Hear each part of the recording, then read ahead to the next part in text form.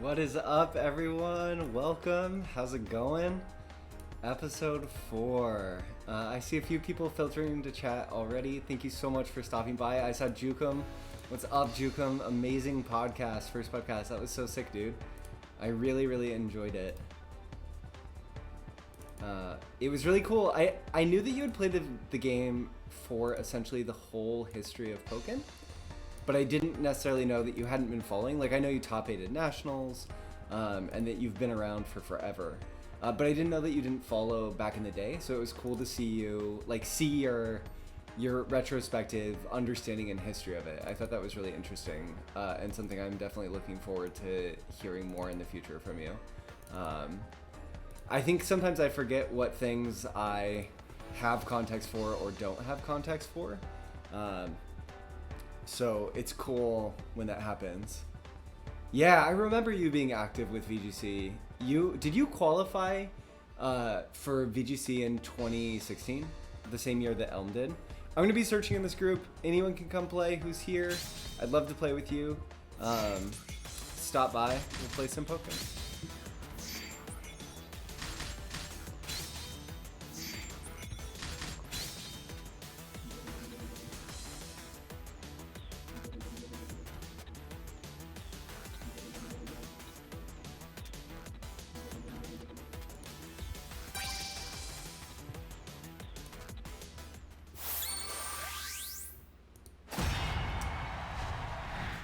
Gotcha, you're still more familiar with VGC. That makes a lot of sense. That was a really cool time for VGC. I really miss when Sun and Moon first came out. I'm gonna see if Raquel wants to play. Well, I'm searching in this group since it seems like we're gonna be waiting a little bit for group battles to turn on. Let's see. That's sick, dude. When did you start playing VGC, Juthan?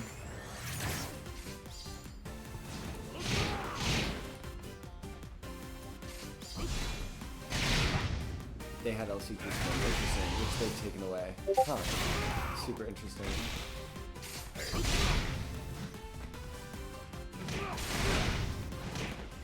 So yeah, today's going to be group battles. If people show up, we're going to talk about the Players' Cup finals. Once some more people filter in, just sort of my whole take on everyone who's in it, why I think everyone who qualified is going to make for a really interesting tournament. It's going to be really good for the game overall. Why I think it's like sort of the optimal way for the bracket to play out in a lot of ways.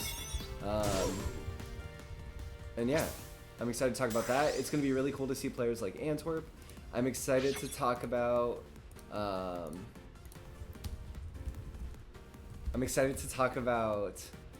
why roguelikes prepared me for playing Pokken. I thought that was a fun one.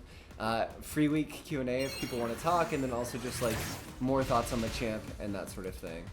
Composter, what's up? I'm not going to be doing the AMA live, Composter. I don't think. I might answer a few questions to start, but we shall see. Composter, do you want to play while things get going? Are you going to be doing the AMA live, Composter? So for those of you who don't know, we're going to have an AMA in r/Nintendo Switch in a few hours here, a couple hours. And it's just going to be a chance for everyone who's played the game during free week or is interested in the game to ask a bunch of us questions, to learn about the game, the community, and all of that. So I'm super excited for that personally.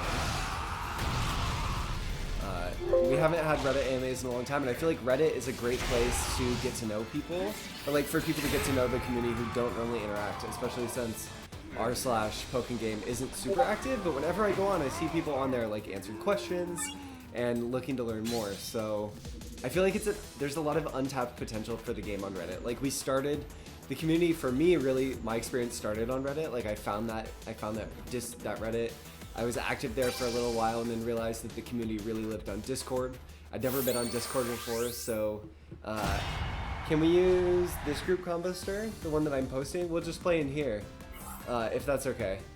To start off, it's the group that I'm using for this stream specifically, so other people can jump in, and then we'll just play. We'll play for a while until it seems like other people are joining, and in there, and then we can play other people as well if we're interested. But yeah, and if not, we'll just play a long set. I don't know. We haven't played in a long time, outside of just ranked and stuff. Can you see my Mareep in the background?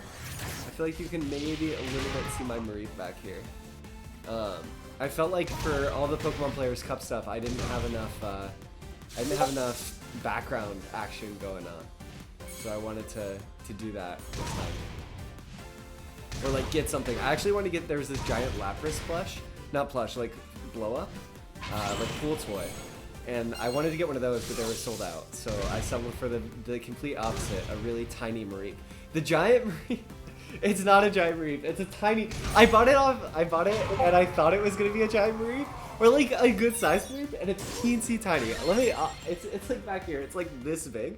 I didn't look at the size, so I was like expecting a hefty boy Mareep, and it came and I was like, oh, okay. But I wish they put Ampharos in Pokken. You could let his hair down for burst, it'd be super sick. Ampharos and Mareep were like some of my favorite Gen 2 Pokemon, because they don't give you Electric type in Gen 1 for forever, except for Pikachu. Like, he's rare and lame. So I was like so excited when I got Mareep early on.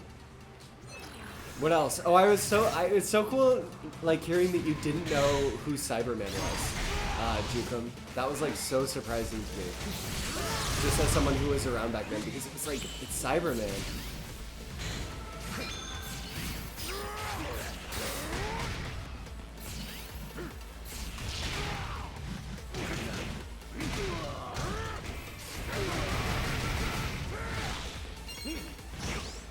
This character, so silly.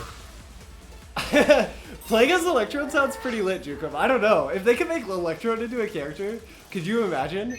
Pokken would be the only fighting game with an actual ball as the character.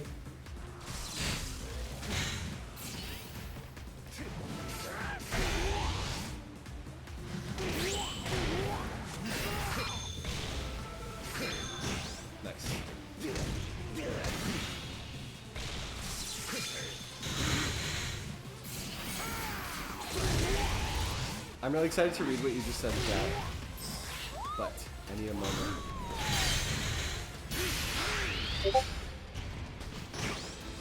This character is so silly. I love this character.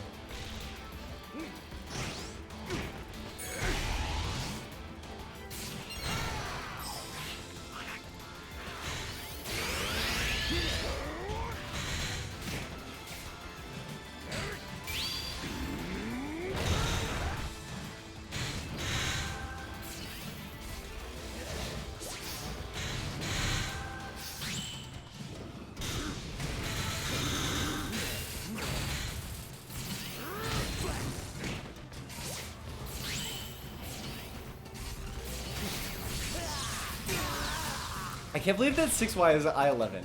The fact that he has that, like, so many I-11 moves is just ridiculous. So Jukum said there was a night where Mutator just kind of testing my knowledge on old school players, but I think he brought up Cyberman, but I don't remember. I was asking who a lot of them were. I'm pretty sure I only knew 3 out of 11, or out of 12 or so. See, that's so sick to me. That's so cool. It's also why I feel like I really want to go back and do an old set stream, like similar to what you guys did, but with Alistair. We talked about it a while ago, and like go in depth on a bunch of different characters and players and old sets, because I feel like so much of that has been lost in a way, and it's okay that it's been lost. Like, a lot of it doesn't really matter, but it was so exciting back in the time. And I feel like for a long time, there was this feeling that like Pokken had no history. And like, what is history if not like events and interactions that people who care about something that exists now don't remember, like, that happened in the past.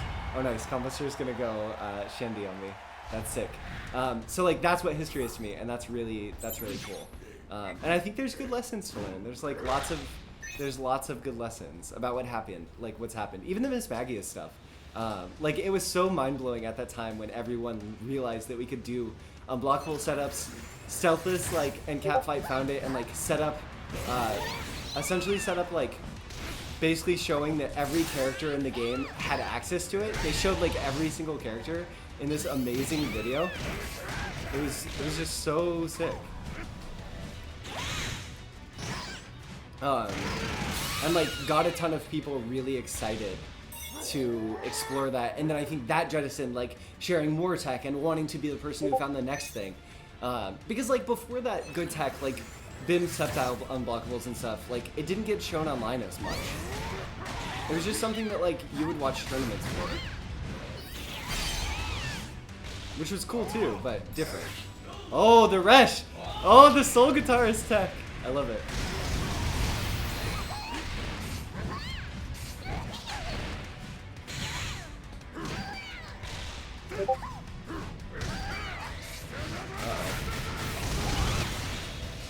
Uh-oh.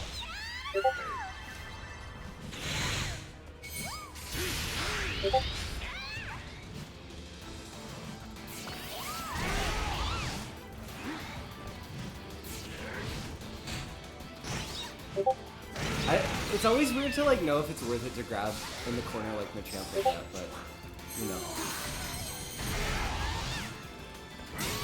Take what you can get, I guess. You take what you can get. Jukum said, oh, they'll be sick. I felt like I was kind of relying on Mutator when talking about past people and sets, but you two would be really insightful. Shadowcat also had knowledge, but he wasn't going to events then. Yeah, Shadowcat though was like playing everyone. The amazing thing is like, no one ever saw Shadowcat at an event, and yet we all still knew who Shadowcat was, and that doesn't happen as much anymore. Like, and we didn't just know who he was, we all knew how good he was, which was what was so cool about Shadowcat. Like, you played Shadowcat online, and like, you knew he was a greater Pokken being, just from the first field phase. You, like, at that point in time, you could tell that he was just on a different plane of existence, and that's how he got his name. And then I think it was really playing Suicune Master, when Suicune Master was like one of the best players in the country, and then later the best player in the country.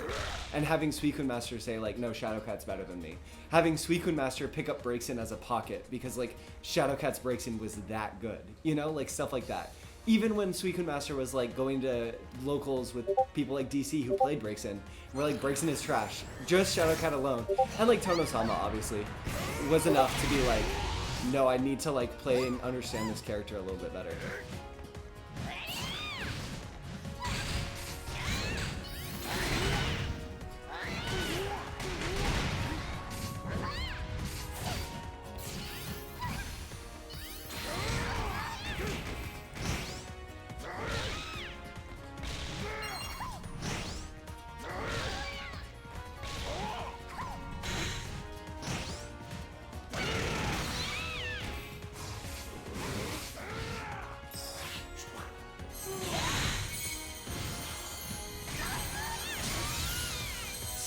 Chandler's like just big enough that that trap is pretty gross. Oh, I need to update my scoreboard. Gotta update my scoreboard. Thanks for reminding me, yo. What's up, HTU? How's it going?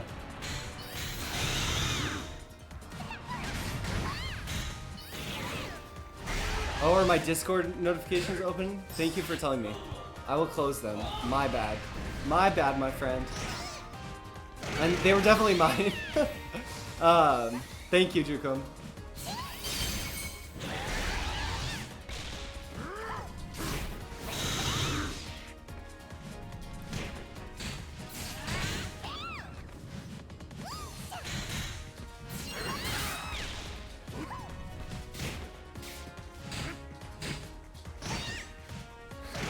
The pressure is too real.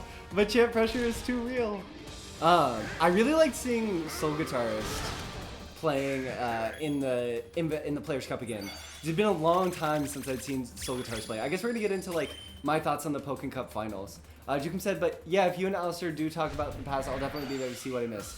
That's awesome, dude. I really appreciate that, Jukum. I'd be super curious to like hear your questions about it too, because I think it's really interesting. Like, Alistair and I can like sit around and talk about it, but it's also super cool like hearing what people don't know. Like, I don't know what I don't know in that sense, you know? Which is fun. And yeah, 2i is ridiculously good. It's amazing. What's up, Capo? Welcome to the stream. Thank you for the follow. I really appreciate that. So Soul Guitarist. Soul Guitarist is such an interesting player. Back then, right? Like, Soul Guitarist, and I say back then because Soul Guitarist has been playing the game since 2016. And he playing Chandelure since 2016. Like, back then, he was definitely one of the best Chandelure players, but he never left his, like, he never left Big E events, to my knowledge. Like, he was at every Big E event. He was at NEC, he was at all, like, just Winter Brawls, like, everything. But he never really got outside of that. But there was a time in Pokkен's history when there were enough Big E events happening that if you just went to those, you could still kind of make a name for yourself. And if you just went to those, you could get on the Pokken Arena rankings. And that is what Solgatars did in the first year of the Pokken Arena rankings. He ended up being ranked like 17th or 18th, and he that's gonna hurt.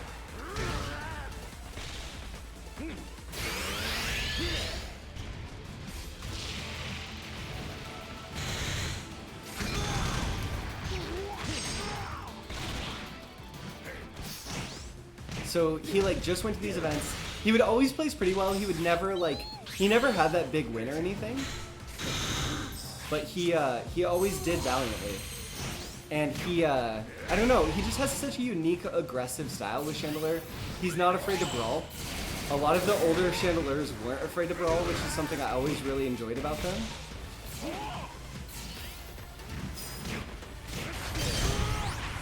Wow, 1 HP! That's sick, 1 HP combo sir. A true 1 HP.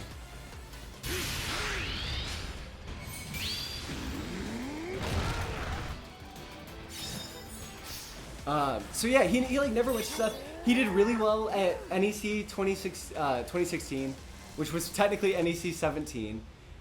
He played in the crew battles. I forget who his teammate was, but he like top 8'd. Those crew battles were a really big deal because Japan participated. Really good players like Slipping Bug participated. Alistair was there.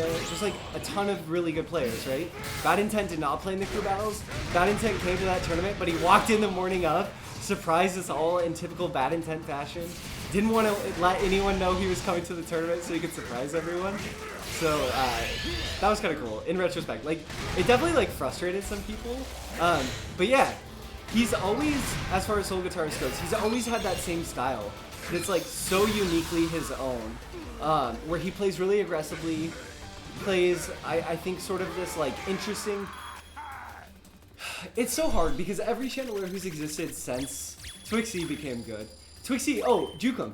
By the way, Twixie was at NEC, that first NEC, the big NEC. The NEC that brought the game back in a lot of ways. He was there, but he didn't do well, right? Like, he kind of like drowned in pools. And then with the new year, that's when Twixie like had his rise. So that kind of answers your question. Like, he was on the periphery, but he wasn't playing a main role in any way, shape, or form. So that's like the first event I ever remember seeing Twixie at. And Twixie was like second fiddle to Radis. Like back then, that was at NEC 17. Yeah, 2016. In the year 2016. That first big NEC. The NEC that Alistair qualified through a tournament on the West Coast to be flown out. The Japanese players came out. It's that year that like the tournament really got big. So like Solgatars was on that stage, and Twixie was like second fiddle to Radis, the best player from like their region at the time, which I think is North Carolina. It might be South Carolina, but I'm pretty sure it's North Carolina. So Solgatars was always around. He was like always a threat. But if you knew how to play against Shandy, you probably knew how to play against Solgatars. And if you were ready for an aggressive Shandy, you probably knew how to play against Solgatars. So I always remember Solgatars like giving in-region players more trouble than out-of-region players.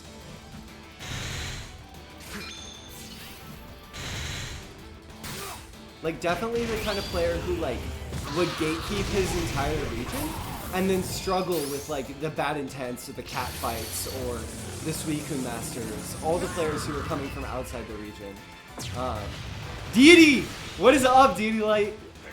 Congratulations and amazing work qualifying, dude.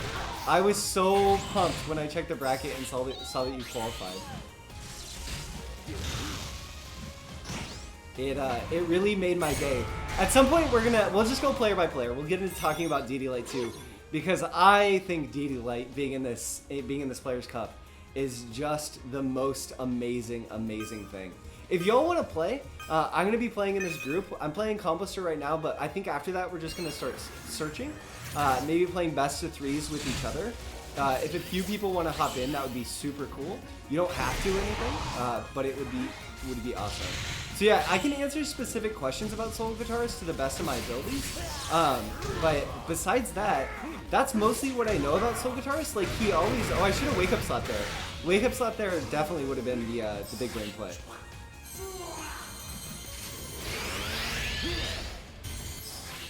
So he always has used Reshiram, right? Like he's one of those players who started using Reshiram before the nerfs, came to understand its utility, and then never stopped.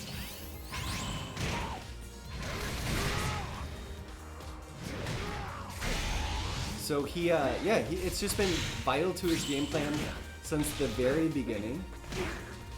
And because of that, I think he's refined it really interestingly.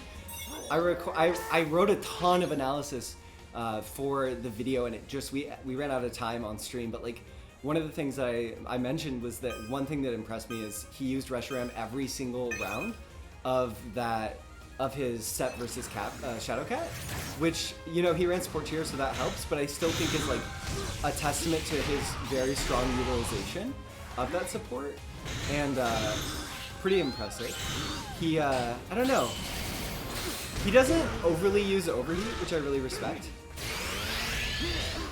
I think overheat is a really interesting move that's very tempting to want to use non-stop. So it's cool to see when someone plays a little bit more resilient. Dodge, miss me with this shit. Miss me with this shit. Still got it.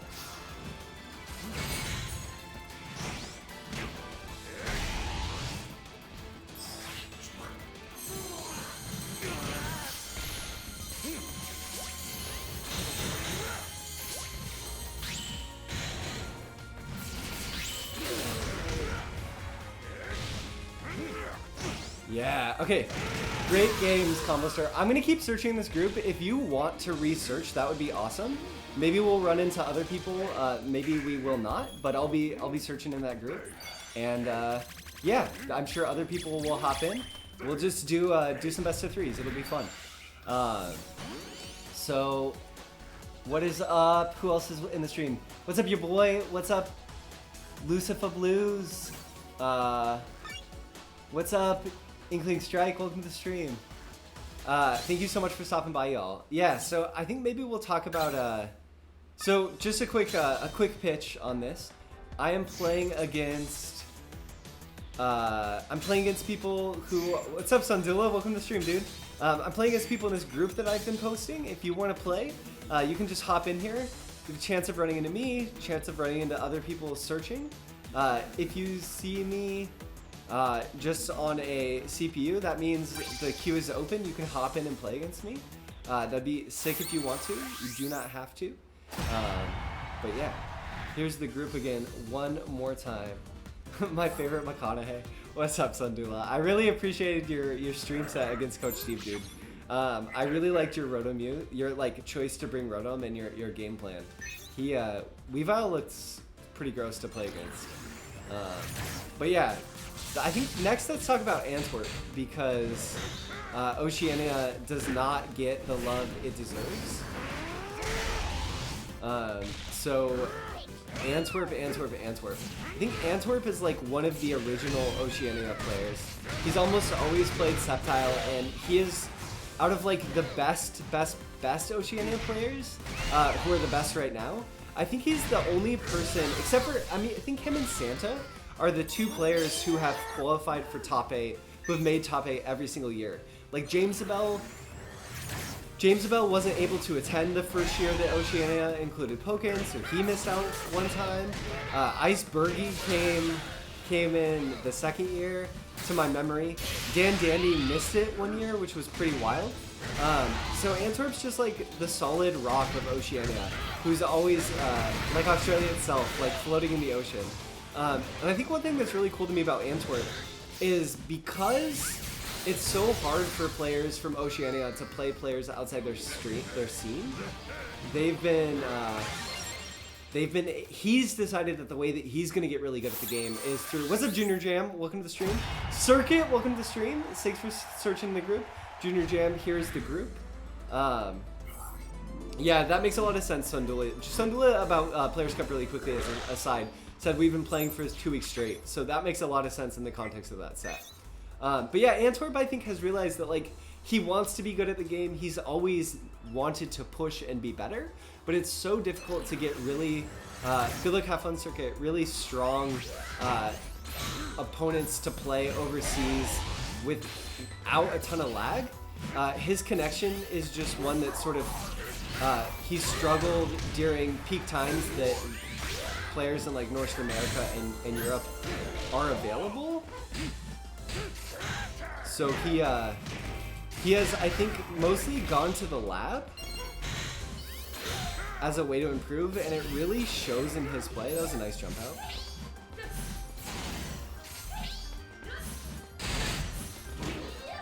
So he's really gone to the lab and perfected the technical side of his play, and I think it really shows. Like, his technical proficiency and understanding of so much about the game is just so good.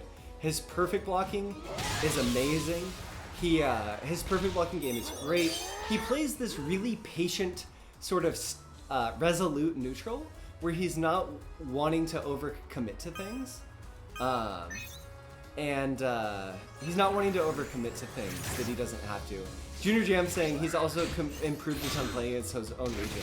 Yeah, that's 100% true. I never want to undersell Oceania because they're all amazing, but there's no denying that it's just like a smaller pool there that's going to make it harder than a lot of us who can play more opponents more broadly. So yeah, he's done both. But I think he's done the labbing side of things even better than he maybe would have if he'd been living in North America or something. But yeah, there's tons of powerful opponents in Oceania he's improved against. Oh, the scoreboard is just going to be for the stream overall. But thank you, my friend.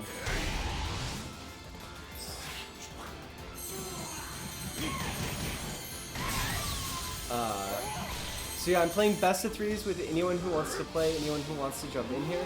It's a smaller group today, so I bet it will be more of like a little bit of a round robin thing, which is still really fun. And yeah, I'm really excited. So I'm really excited that I'm gonna say why I'm excited. Everyone's in the Players Cup finals. I'm really excited Soul Guitarist is in the Players Cup finals because I'm excited for Chandelure to be present again, to be around and to be putting a Chandelure in the meta to see how that affects things. I don't know how much experience he has against zoners. I don't know who Wingtide would play against him, but I think it's cool to see a Chandelure being present in the meta. And Antwerp, I'm excited to see present in the meta because I'm excited for him to have his chance to. I'm excited for Antwerp to have his chance to face off against some of the best players in the West, who he might necessarily have the chance to play against otherwise. Like, so few. Every time Oceania has happened, Japanese players have gone down there and competed heartily for those spots. So we haven't always been able to see the Oceania players come out to the world stage, and the Players Cup is going to do that, and I'm excited for Antwerp to have that opportunity, and I'm excited to see how he plays. I think there's always been this attitude that, like, Oceania doesn't really stack up to the rest of the world, and I think that's just, like, dead wrong. And I'm excited for Antwerp to just get to go toe-to-toe with people. I think that would be really cool. Sundula, I like that you like that call out under the guard 2x. So yeah, I'm searching this group. Junior Jam, if you would like to hop in here and play, I would love to play against you. I will be searching for anyone who would like to come along and get some games in. I'd love to play against anyone in the stream. I think Soul Guitarist being there, to Sundula's point of like what's going on with Soul Guitarist being there, is like a testament that one thing that's awesome about Pokken is it's a lot like riding a bike. Like, you won't be as sharp as you once were. That's 100% true.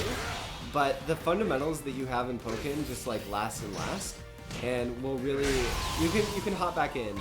You might be frustrated that you've atrophied, but you can always hop back in, and that's really fun.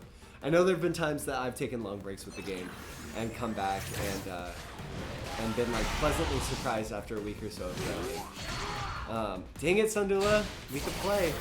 I appreciate you tuning in even though you're not at home. So let's see, who else do we have? Who else is qualified? Let's go to someone who's like more expected. Let's talk about Fabulous. So Fabulous, one of like 3 or 4 players who's qualified for Worlds every single year. Fabulous is a player who I think embodies his own really unique playstyle, and that's one thing I love about Fabulous. He's never afraid to test the limits of the expectations of the meta.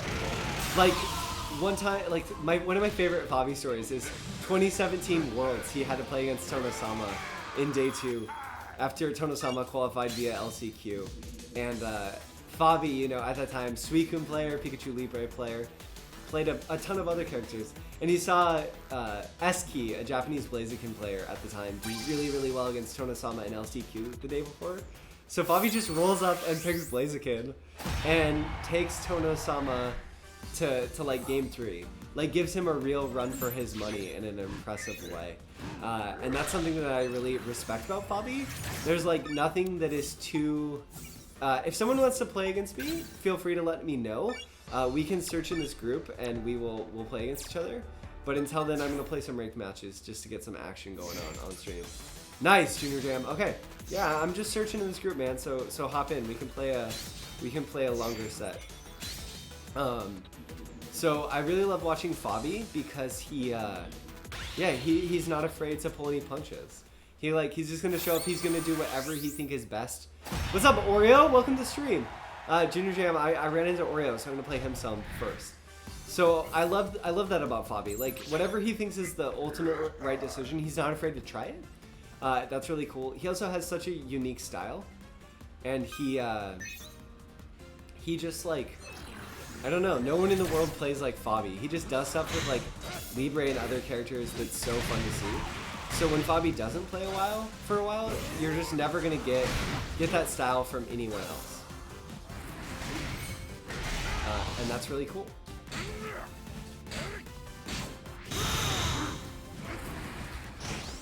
Other things about Fabi that I really appreciate. Fabi's like mix-up game is just so good. Oh, if I mistimed that, I could have definitely jumped at like a timing that would have punished that, which is interesting. Machamp vs Darkrai is not fun, but it's also not horrible.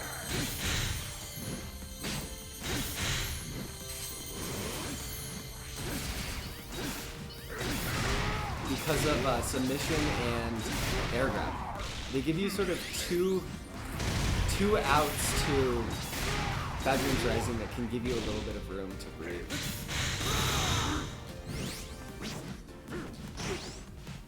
And like Machamp damage is just so good that like... Nice. Good stuff, Oreo. I don't think Latios is the support for playing against...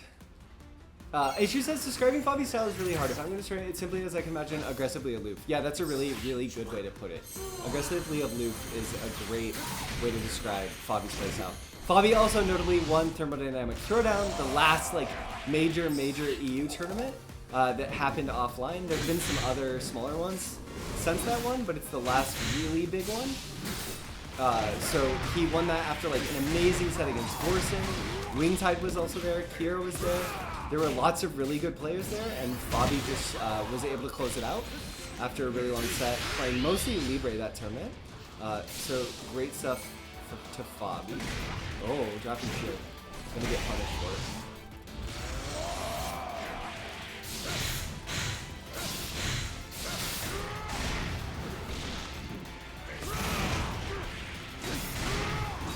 I know Oreo plays this matchup against Wingtide. I want to keep playing this, but I want to switch to like Emolga and see how that goes.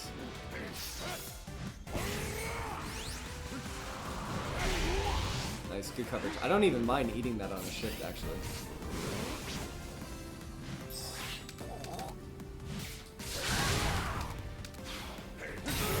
Okay, yeah.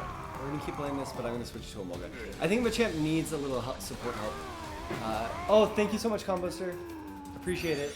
So I'm playing best of threes with people in the stream. You can join, get some games in with me. Oh, that was actually on ranked. I forgot that I switched. Junior Jam, I'm switching back to switching back to the group now. I think that it's bad, but it's not horrible because Machamp is so volatile that he has the ability to come back.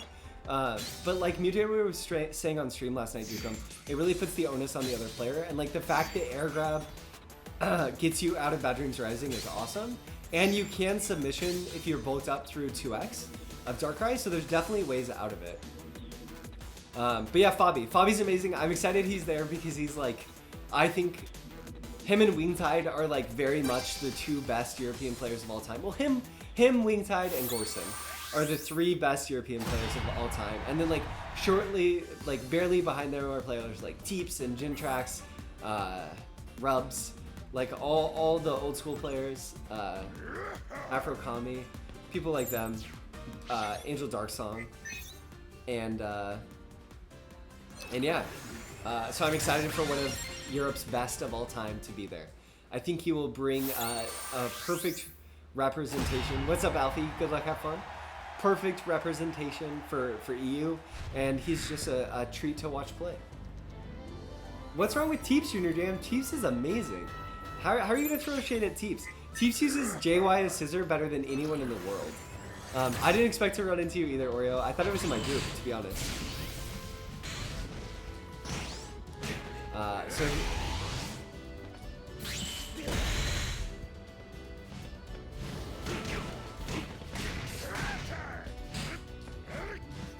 oops, little overzealous there.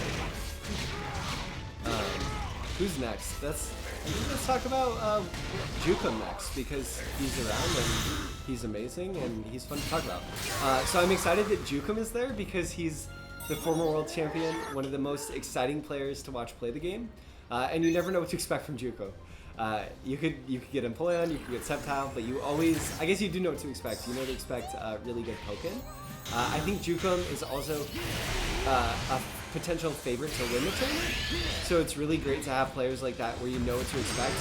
And also a run back between Jukum and Wingtide any time in that bracket would be a massive treat to watch.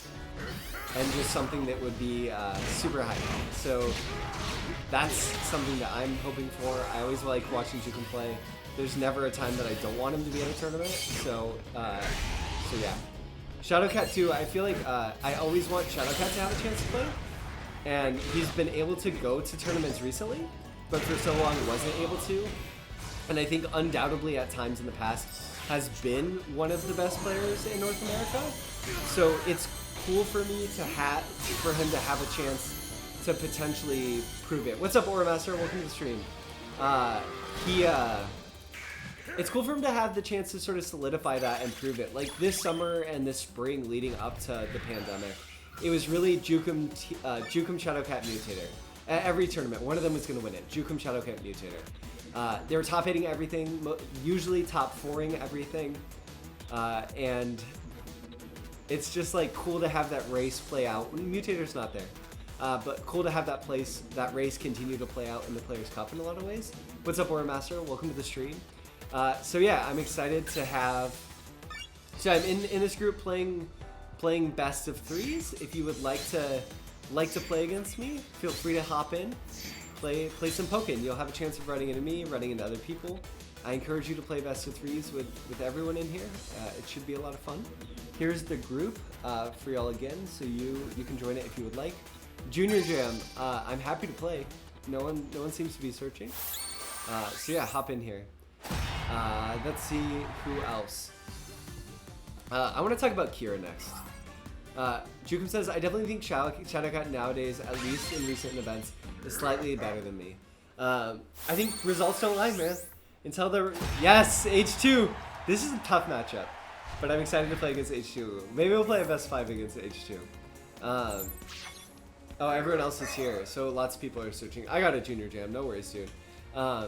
So that's an interesting point, and it's nice to hear you say that, Jukum. But I feel like ultimately, like, people gotta prove it, you know? You gotta put put the results entirely where the words are. So it'll be cool to see if he can do that.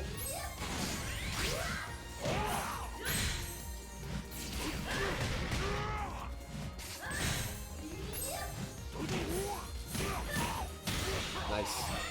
H2's really good. H2's played Machamp, and he understands one of the weaknesses of Machamp is going low.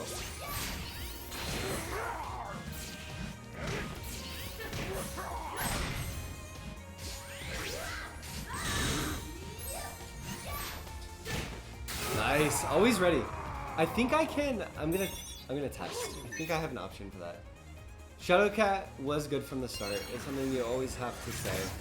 I talked about it a little bit before you got here, Late, but just how back in against Suicune Master, even like back when Suicune Master was the best, even Shadowcat would be like no, or even Suicune Master would be like no, Shadowcat's the best.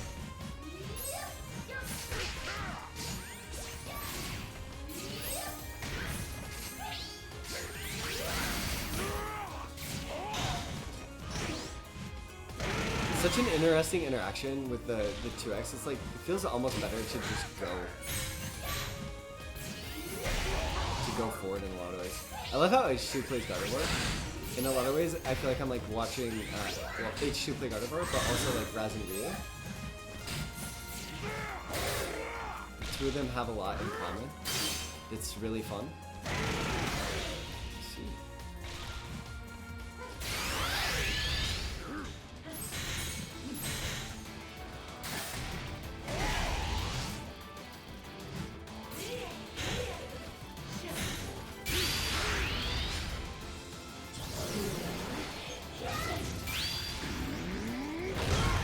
Oh, Gardevoir.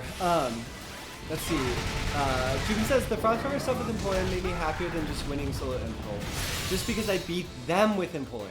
Slice was also a challenge and someone I'm going to be afraid of in the future. Yeah, Slice is amazing.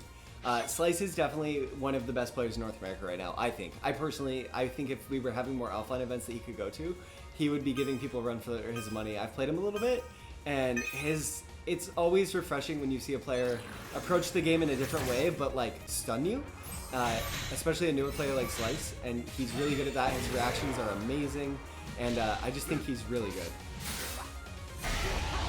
What's up, Nightshade? Welcome to the stream, man. I will give you the group in one moment, my friend. I'm your burn bot. No reason to look elsewhere.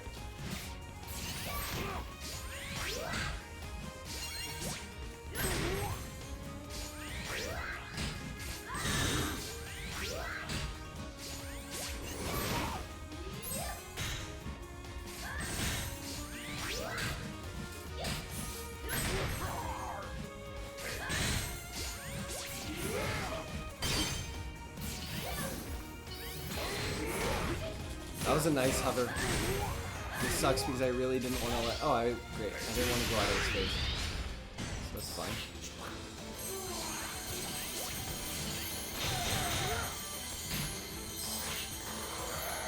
Lucky duck for me. I think this is going to clip H2. We'll see.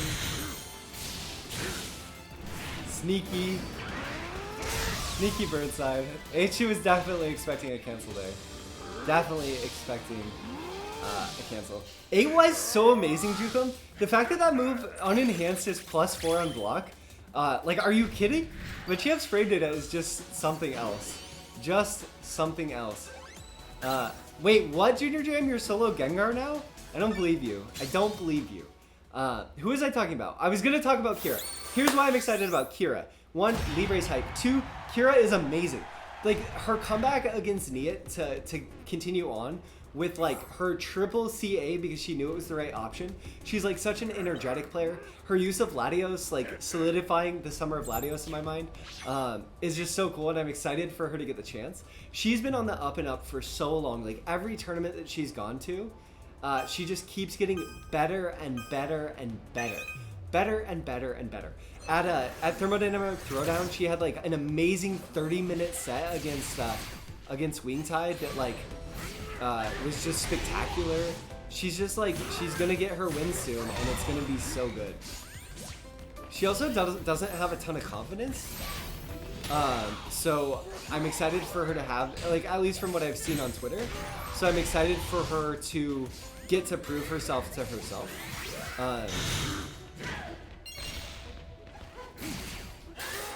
Nice, good stuff, H2. I love that H2 is willing to force me to guess.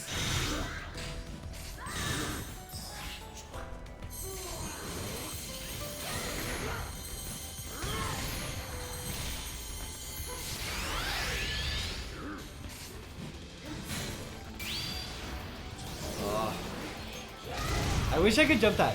Suicune can jump that, so it spoiled me. I need a character with as good of a jump as Suicune. Machamp's pretty good though. Machamp's one of those characters who, it's really interesting in the design of Pokken.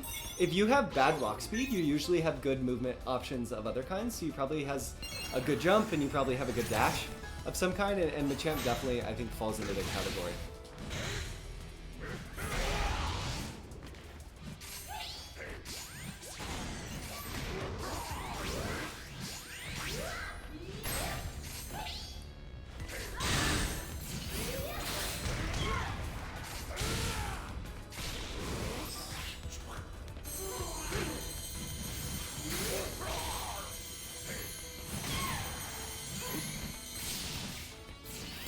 Nice, good float, H2.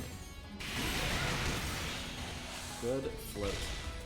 Latios is actually harder against Guard than some characters because she has a semi-functional air counterattack game, air attack triangle game.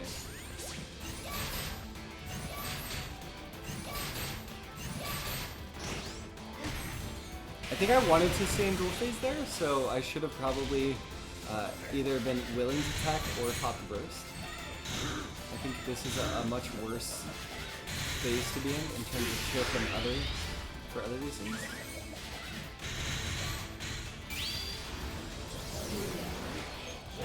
Good use of the float from H2. I have to kind of force the question here because I'm running out of time. Oh my gosh. I've been thinking about playing some Sceptile Jukum. So yeah, the reason I'm excited to see Kira is because she's going to bring an electricity to the bracket with her, and it's always fun seeing players who've never had a chance to be quite on that like main world stage take a trip to that main world stage. So I'm excited for her, and I'm excited for Pokken fans. She's not a new player, but she's a newly, this is the biggest stage she's been on in a way, so that's really cool. Nice. Good stuff, H2. Let's see, who have I not talked about yet? Wingtide. I'm excited for Wingtide because, like, he didn't get to play at Worlds. He's an amazing Machamp player. Machamp is super exciting to watch. And the world needs to see more Wingtide play. Wingtide plays Pokken in a way that anyone can approach, anyone can enjoy, and yeah, that's awesome. So he brings this like excitement. Winning the Invitational, he's obviously the favorite. So so it'll be really cool to see Wingtide there. See if anyone can beat him or if he's gonna march on and make all of us look like it's abundantly clear that we are so weak to Machamp and we are weak to Wingtide's incredible mind games and incredible offense. So yeah, that's why I'm excited about Wingtide. Wingtide's mental game is incredible. It's like bar none one of the best in the world. Deity Light. I am so excited for Deity Light. So y'all probably don't know. People probably don't know Deity Light. Deity Light is a very old school player, 2016, 2017 player. Deity Light has a very special title. Deity Light is the highest placing North American player at Worlds in 2016. Deity Light is the player who is the highest placing Western player at Worlds until Jukum 1 in 2018. And Deity Light really like sort of seeing the strength of Lucario early on, playing the sort of like playing a style that would become synonymous with Lucario, and I think in a lot of ways like why Suicune Master would go to pick up Lucario just because DD Light played Lucario. He had a technical understanding of a lot of the height property interactions in the game, and just like how different interactions were going to happen he could abuse consistently. He used Bone Rush very well.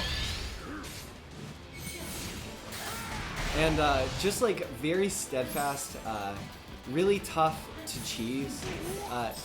I think DD Light's just a really cool player to watch, and it's going to be fun for me because I know exactly how DD Light used to play, and I have no idea how DD Light's going to play now. DD Light's, I don't think, ever really given up the game, but he's taken lots of long breaks from the game. So it'll be really, really cool to see him, a really old school player, returning. Nice. H2 knew it was coming. H2 knew it was coming. Yeah, that was after I got caught. That was the end of it. What else about DD Light? DD Light also plays really well at St. Louis Showdown, the like big Midwest qualifier next to Nationals in 2016.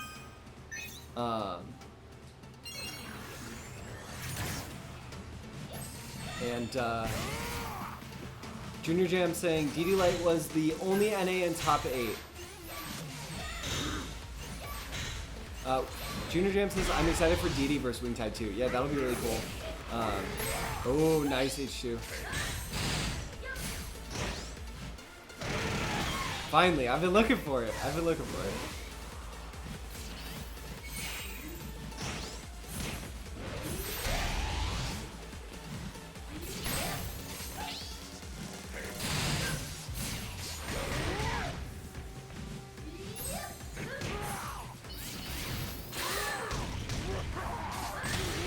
Not intentional.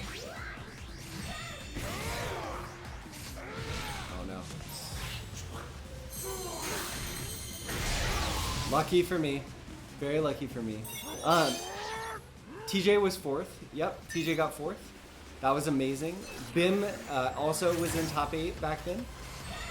But you were the highest for sure. What else do you feel like on stream? What do you feel like is context people might be missing about you, DD Light? You also did really well at CEO in 2017. To my knowledge, that was like your last really big tournament. But like, what sort of stuff can I add about you that people might not know?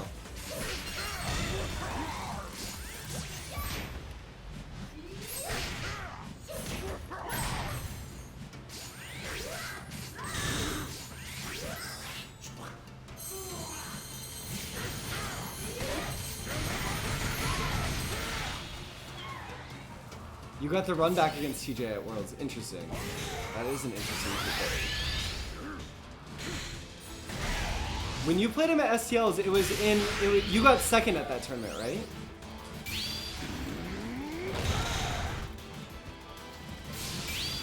Oh, so close. Yeah, you got 2nd at the tournament. Okay, sick. What do you feel like drew you to Pokken, or like what drew you to Lucario, I guess, is also a good question. He reset the bracket on you. You were there in winners. Okay. I really wish those VODs hadn't been lost. It's so sad to me that those VODs are lost.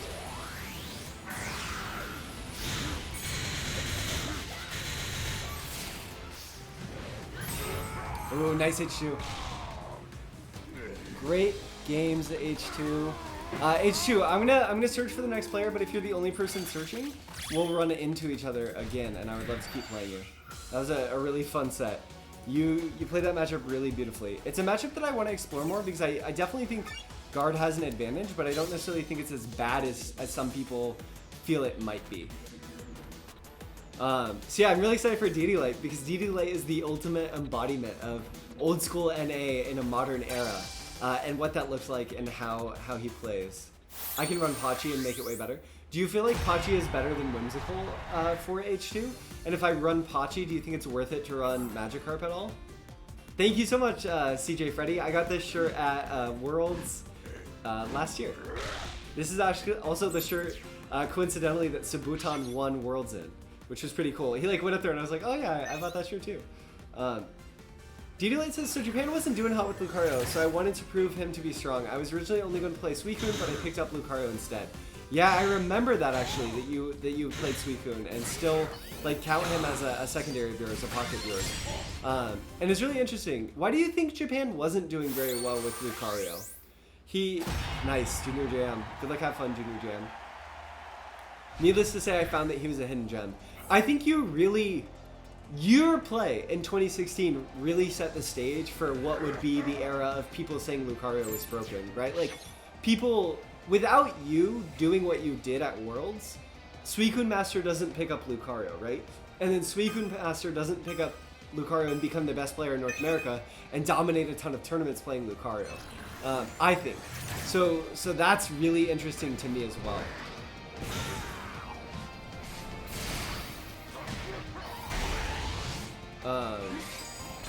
Who were the Japanese Lucarios back then?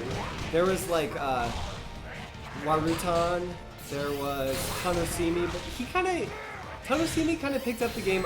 He was obviously, did he play Lucario? He was playing Mewtwo, I feel like, at the time, right?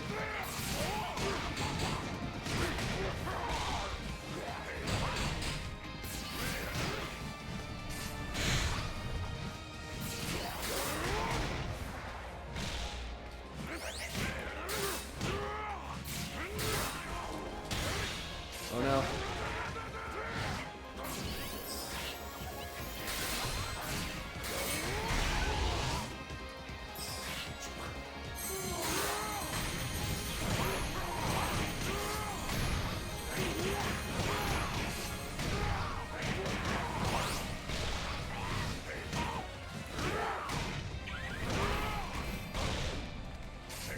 Nice, good stuff, good stuff. Nice job. Can confirm the Worlds, he saw how well Lucario did in 2016, and that's what made him start picking up the character. Yeah, 100%. Tanosimi dropped Lucario and picked him back up after your play. Okay, that's sick. That's a really sick gem. I'm really glad to know that, DD Light. What else can you tell me? Like, more Lucario history would be amazing. Like, what do you feel like made you think that he was so strong? Like, made you realize he might be a hidden gem that you could prove to the world was better than people were saying he was?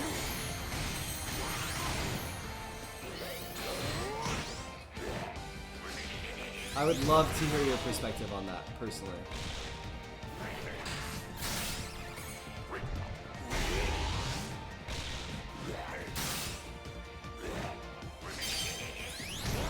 Because back then, I feel like everyone just thought Lucario was like kind of too basic. I think is the best way to describe it.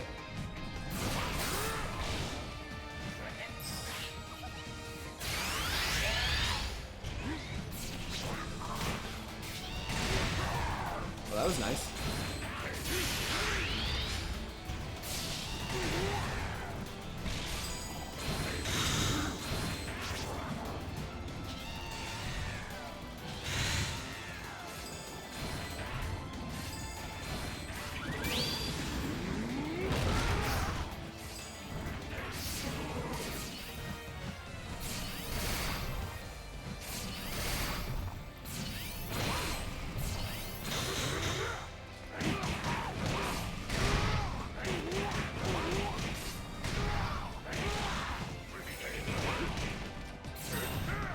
Junior Jam making me wait to play my turn.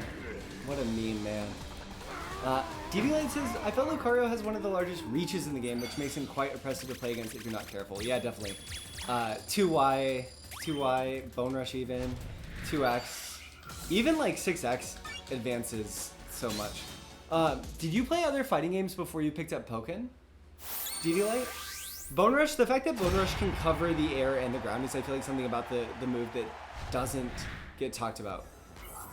Bone Rush also had hidden properties on Bone Rush that deletes projectiles. Yeah, which is amazing and something that definitely would come into play. I remember you using Bone Rush really well in field phase, and you were also one of the players who was really good at conditioning Bone Rush and then getting the most out of it once you were in burst when you could use it safely.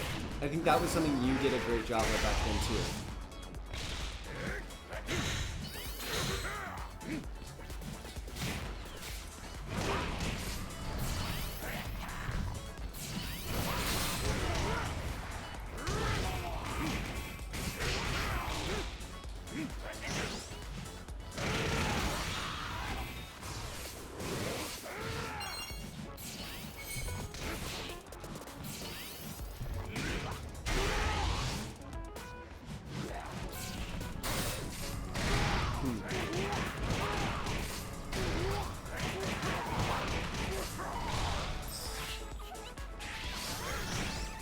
wonder if I'm supposed to use Heave Ho in this matchup.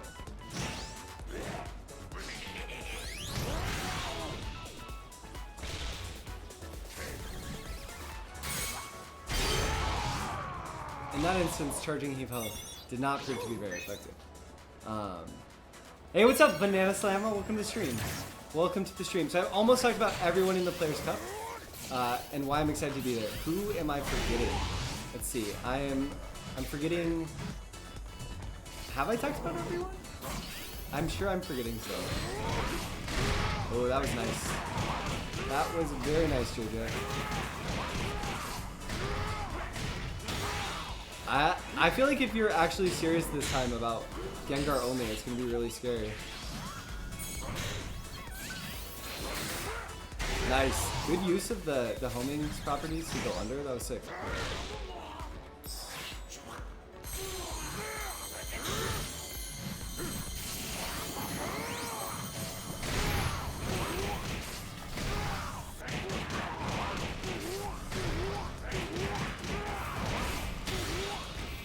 I feel like Latios is letting me down here.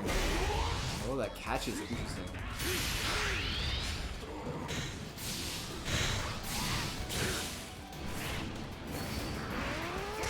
I'm gonna read your comment, D-Delay. Thank you. I just need a second. Nice. Good players all know. You can tell if someone like knows what they're doing against Machamp if they understand that grab is one of the best ways to deal with submission. A proactive grab. D-Delay says for games I played, D-Delay says I played some other fighting games at a casual level, but when I started researching Pokken, I chose this to be the game I would take seriously. For games I played, it includes the Tekken series, Smash series, and BlazBlue series. Why was Pokken the game that you decided you wanted to take seriously, D-Delay? Like, what about it?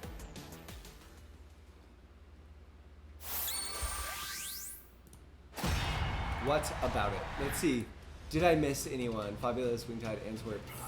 No, I covered everyone. I covered everyone. That feels good. I actually did my thing. I actually talked about everyone this time. Yeah, if there's any newcomers in the stream and you have any questions about Pokken, I'm happy to answer. I've been playing since 2016. Commentator for the Pokemon Company. Know a fair bit about the game, and I'm happy to do my best to pass what I know along to you.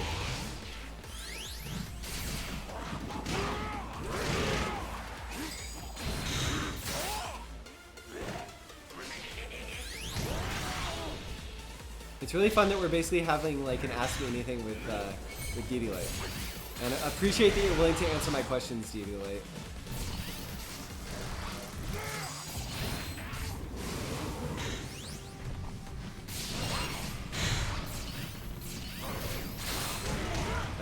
It's awesome that you're willing to do that.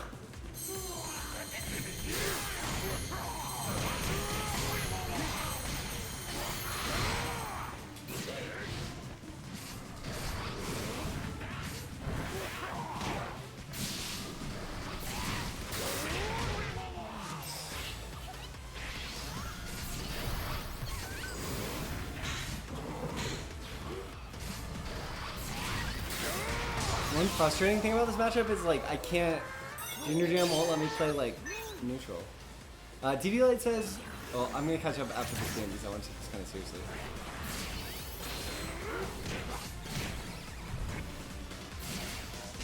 Nice. That's a good bait actually.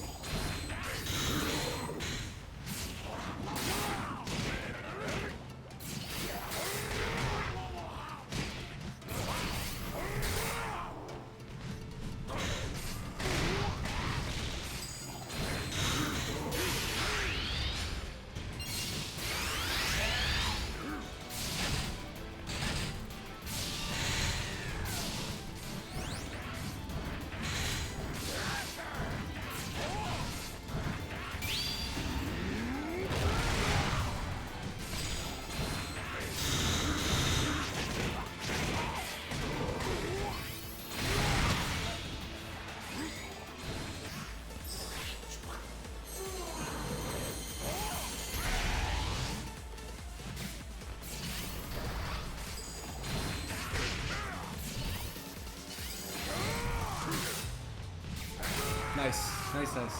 He says, I'm a huge Pokemon fan. Lucario also happens to be my favorite Pokemon. So I really wanted to see him shine, and I believe we got that. Yeah, you definitely did, dude. That's 100% true. Before Pokemon, I played VGC and still play it to this day, so I'm already competing in Pokemon in some manner anyway. Nice. That's awesome. That makes a ton of sense.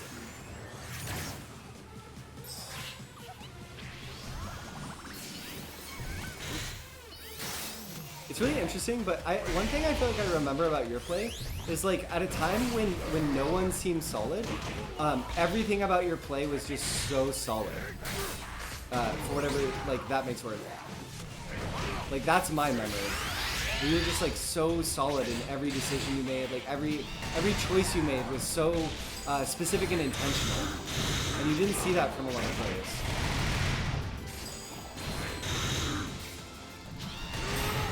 Can Machamp? That's really annoying that Machamp can't jump forward like that.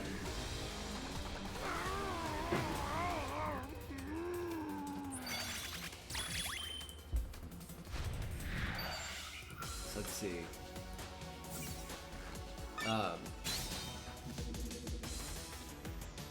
Unless he does JA. Okay, thank you, Junior Jam. I hate rematch because we're doing a best of 5. If you want to.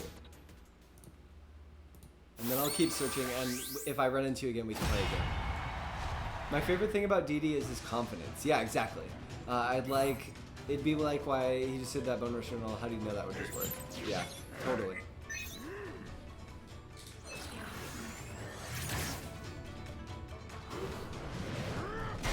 This is definitely one of those matchups where Machamp's not lasting hitboxes come back to sort of bite him, and his height properties.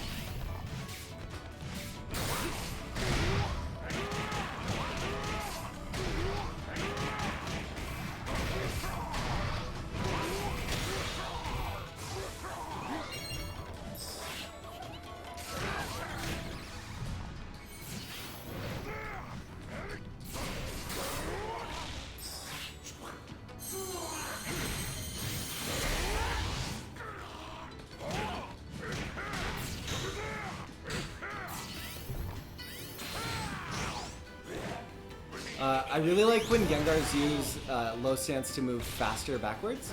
Junior Jam just did that, and it's something I haven't seen a lot of players do since Maverick. That was sick.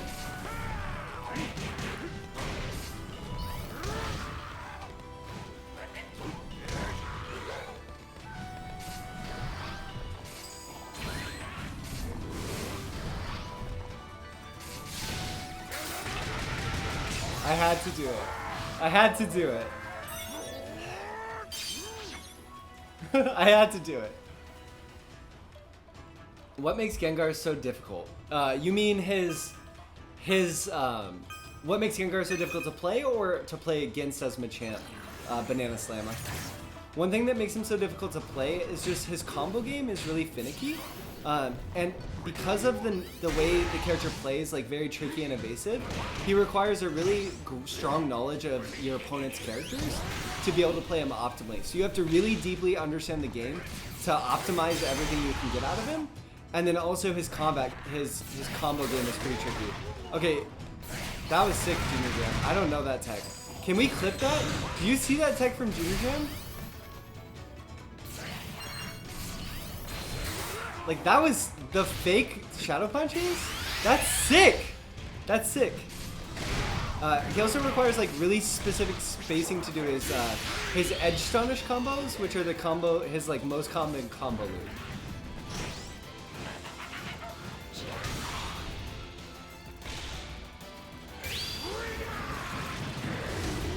So that's mostly why Gengar is tough to play. He also, like, he moves a bit differently than everyone else. His strengths are a bit different than everyone else. So your fundamentals from other characters aren't as strong. His neutral's pretty weird. He doesn't have a lot of, like, advancing pokes that do a lot of damage, and his launchers are very committal.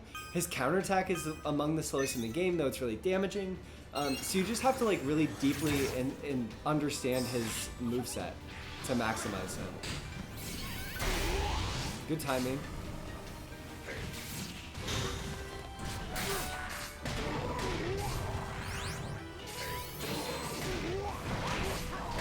That's an Edge Astonish, because you only get one hit of the Astonish.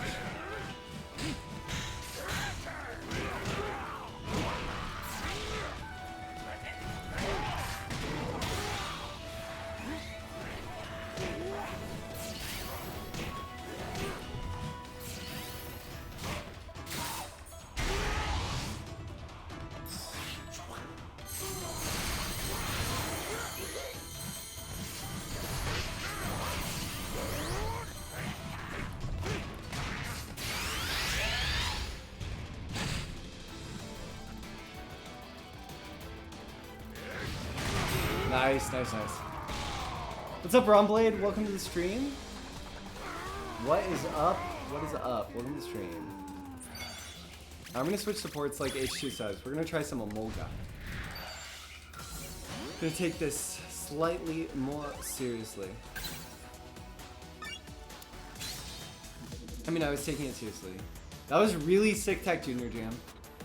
Can you tell us more about that? Latios is serious, but it's just so specific.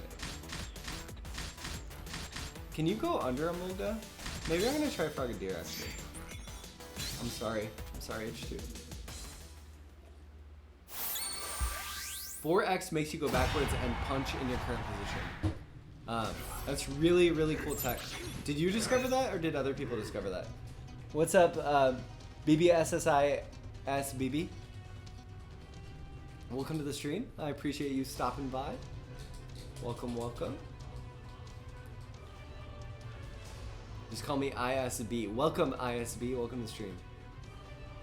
D-Light said, when I think of Gengar, I think how strong Mega Gengar is and how Jirachi was fast charged in 2015. Yeah, disgusting.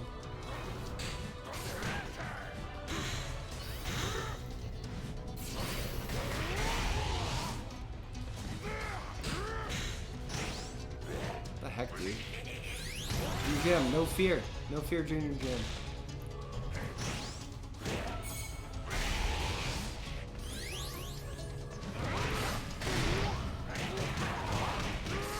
I think H2's right, and I need to use Snivy. Because Snivy's just going to cover the Res and JYs so well, that I think I have to do that. I think you're totally right, man.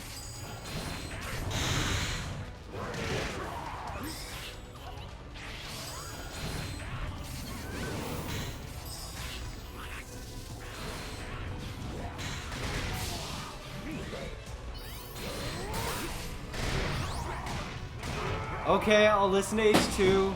He's right. Weavile was there was a lot of stream stuff in Old Pokken.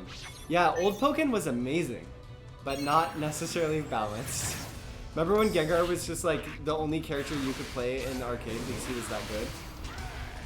Like right when he was first released. I remember watching some Japanese streams and just being like, wow, I guess Gengar is good.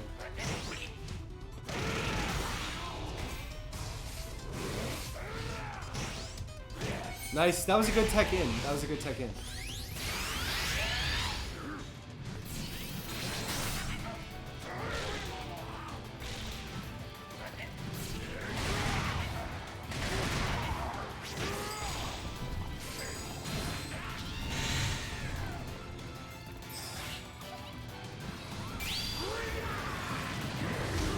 Nice. Junior Jam's using his burst really well.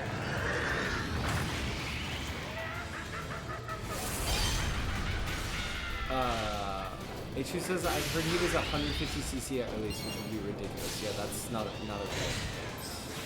Not okay. In any way, shape, or form, not okay. 1 HP. Oh wow, nice.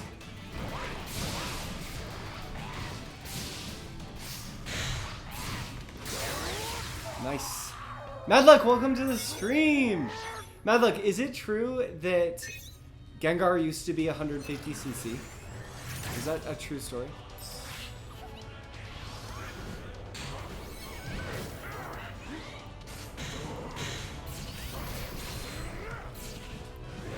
In like early arcade days? That's the dumbest thing I've ever heard. Oh my gosh.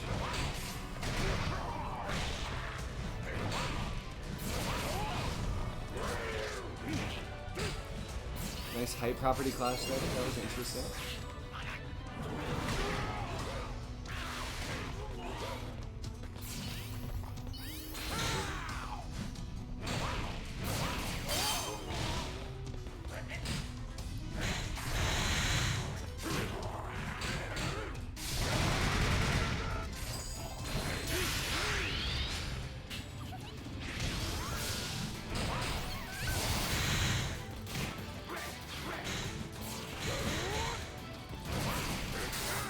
Junior Jam doing everything he can here to try to get burst, and he got it.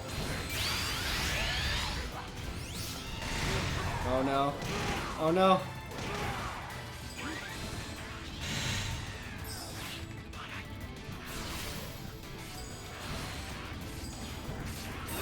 Oh, okay, we're switching to Snivy. H2 says Snivy, so we're switching to Snivy. Rumblade, I stream really rarely. Thank you for stopping by. This is my 4th stream of my summer 2020 season. This is episode 4. It's been really fun so far. We've gotten in depth with DD about his experience qualifying for Worlds in 2016, how he was really the person who brought Lucario back into the fold, really made Lucario viable again. Led to Tanosimi, who dropped Lucario for Mewtwo, picking Lucario back up. Led to Suicune Master picking up Lucario and taking him as far as he did. We've talked about the Players' Cup. We've played some Pokken with people. It's been really fun.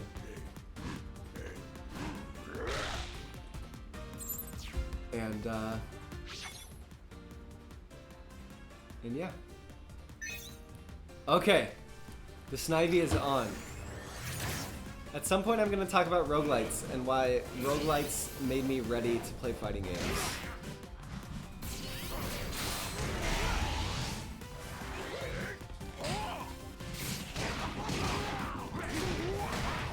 AY so good. AY not so good against this character.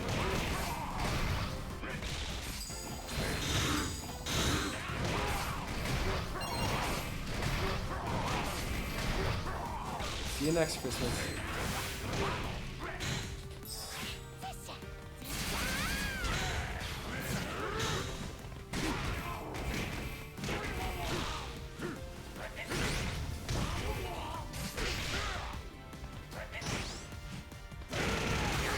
Oh my gosh. I'm getting Junior Jam into lots of situations where it's like almost enough.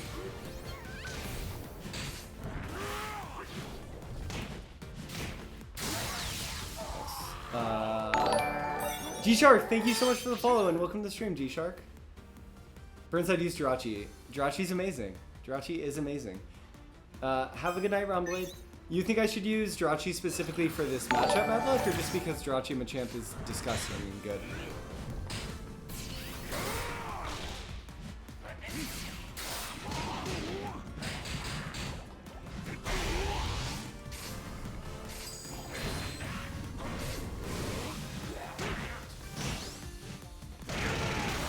G-Shark, what's up, man?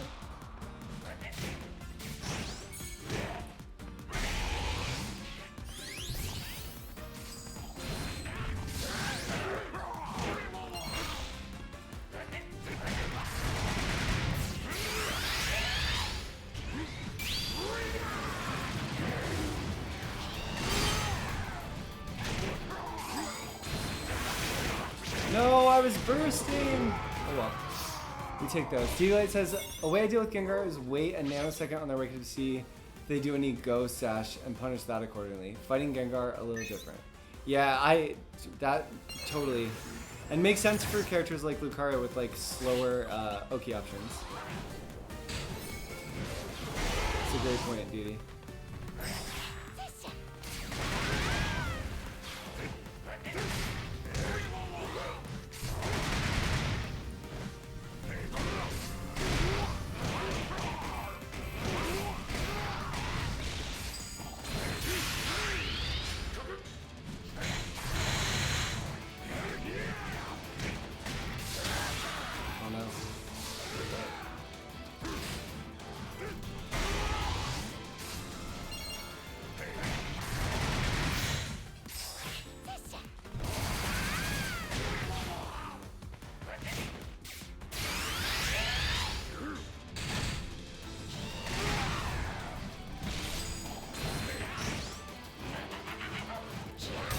I feel like if I can't jump, what can I do against Gengar?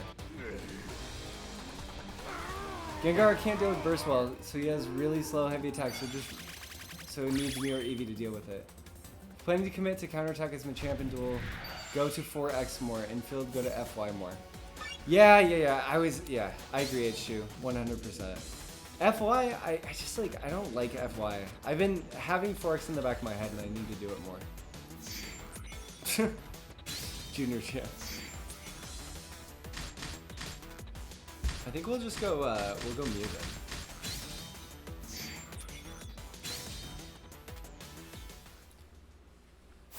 Gengar can low profile FY into field phase.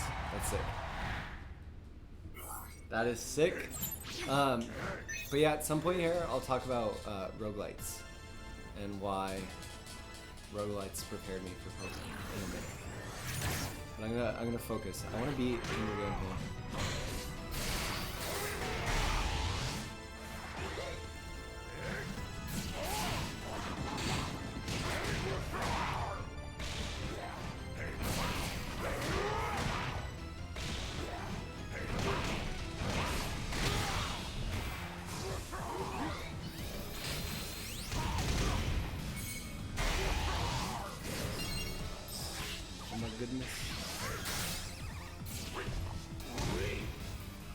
Dude, I think you should just play Gengar and Kingdom.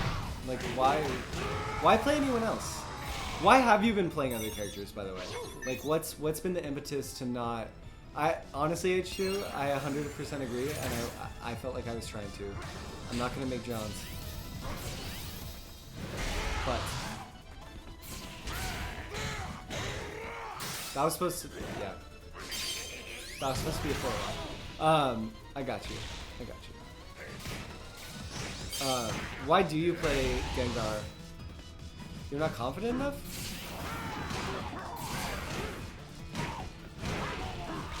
Your Gengar is awesome though.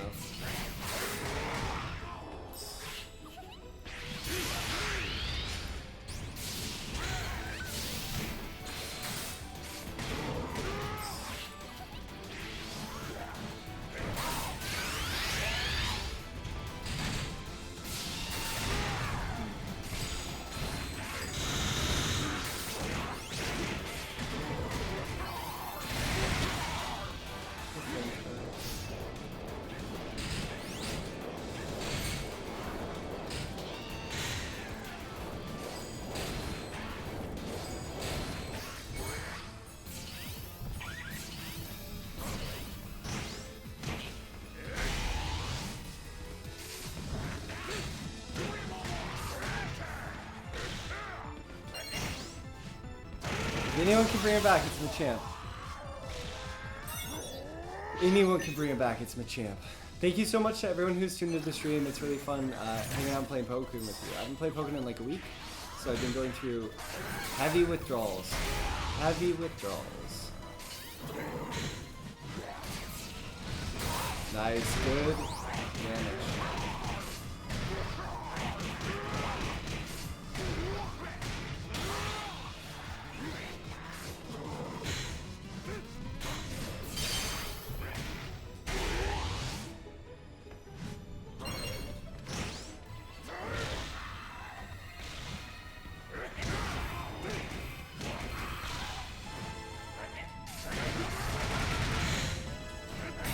I almost had the timing on that right. Also, I can't believe I died with burst. Brutal. Brutal.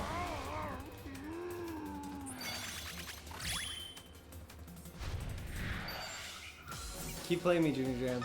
Don't go anywhere. If he does curse, you need to say, yeah, I know. Thank you. Thank you, Madluck. I should probably just, that's a situation where I should 4x it, right?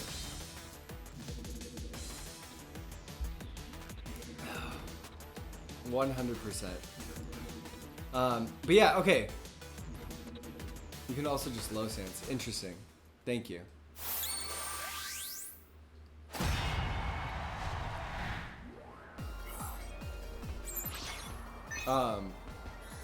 After this, we'll get into that. Interesting, interesting. Oh, I didn't say why I think the player, you don't want to get tagged by the last hit on your transition into low stance. Interesting.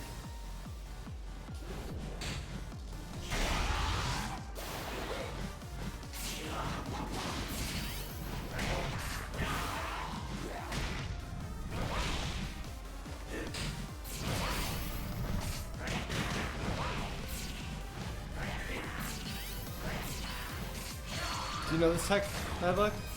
I bet you do.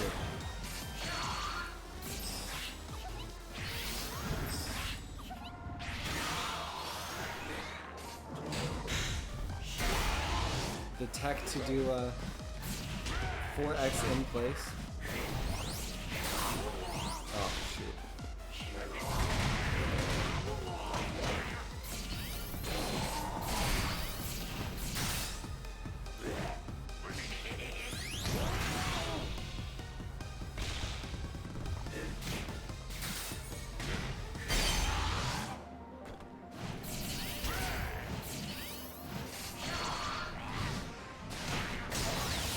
Ishu says, I make a concerted effort to drop my main option fully. When I'm trying to replace it with another, I'll still accidentally do it, but it happens less, and the other option I want to more. Yeah, that's a great point and very fair. Also, if he astonished on your charging CA as Machamp, I think you can instantly let her open it safe. Didi says, I'm a character loyalist. I don't think I can do that.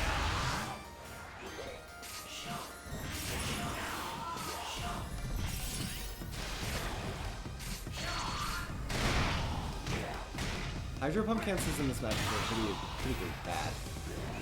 Pretty bad.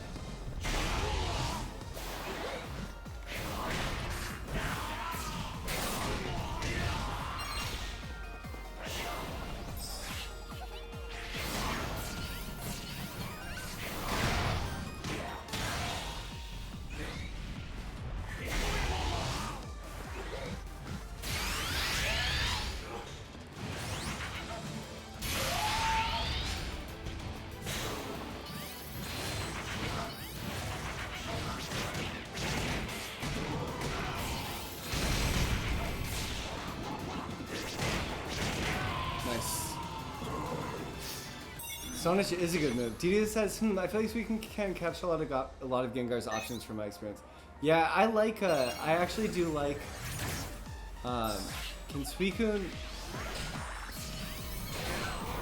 No. Can Suicune buffer success and charge Icy Wind? You cannot, because it forces out the counterattack. Or you mean like do a feint?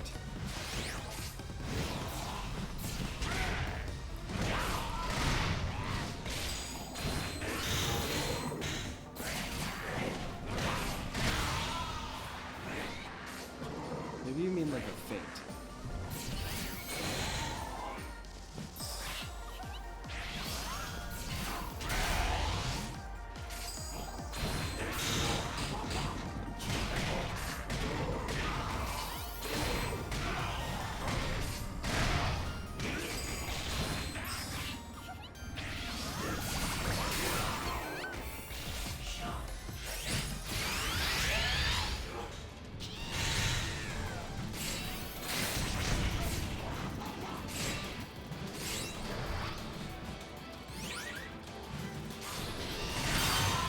I don't know what you feel like you have to not be confident about Junior Jam. I just think you should just totally go all in on this character. Like, you're really good with him. No one plays him. He is challenging enough that he will give you, like, all of the mastery that you seek from playing lots of characters. I just feel like he's, like, the perfect character for you in a lot of ways.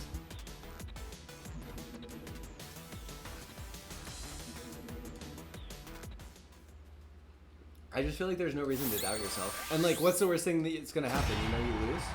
Okay. I just feel like you're definitely the best Gengar in North America right now. And it's a travesty that no one else gets to see it.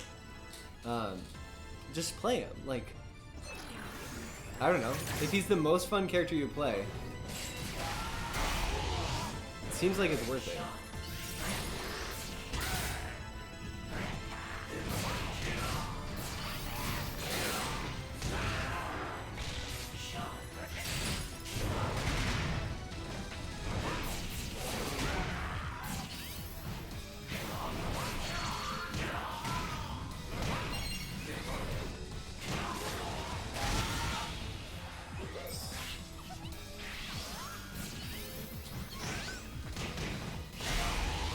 And I have like a good amount of Gengar experience, you know, like I've played Chemo a bunch, I've played Madlock a bunch, I've played Sir Spud a bunch, we've played a fair amount. And like, you definitely like bring something fresh to the character that's fun to see.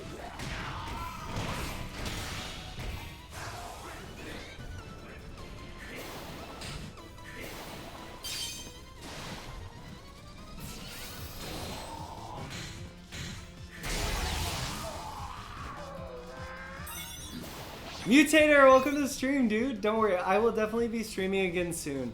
I think Wednesday nights or Tuesday nights, I don't know, might come in and be my more ardent stream days. It seems like those are more popular for me in terms of viewership. So I think I might try to make that Wednesday night slot like a regular once a week thing. Because I definitely love when we can do like full on everyone here group battles where everyone is going at it. But yeah, welcome, dude. I really appreciate you stopping by.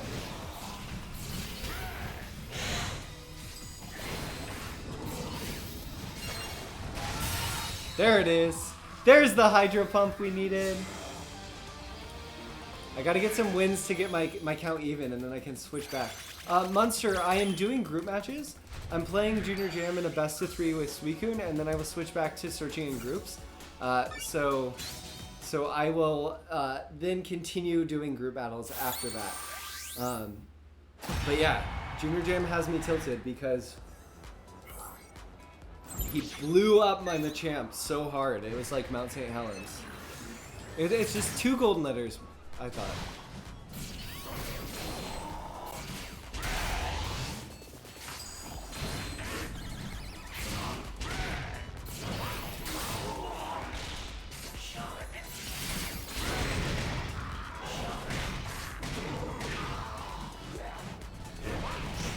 Ooh, that was good. It's good, but like once you know it, right? Oh, nice chase sound.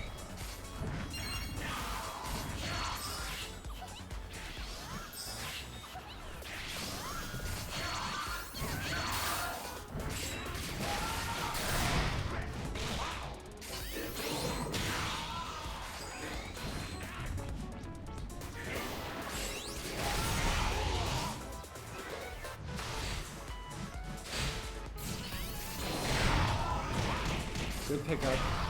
Am I done? I might be done. It's so close. Nope.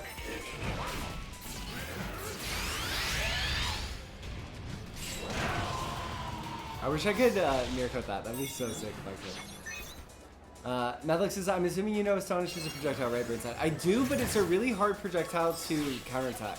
Or to mirror cut, I feel like. But thank you, Madlux. I do. Interesting. I feel like Junior Jam, you really like going to Shadow Punch when you are -4. Which makes sense, given that it's a ghost move with Invul.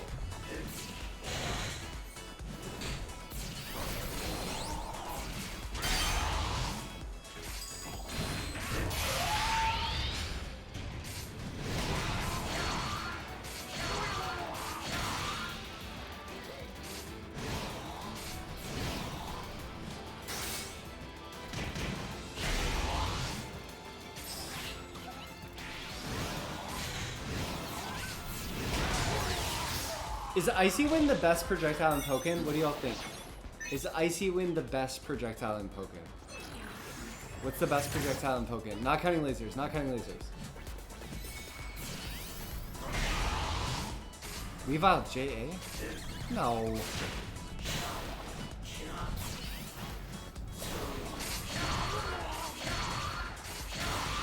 I don't think it's a Weavile JA. I think fully, sorry. Excuse me, burst Icy Wind.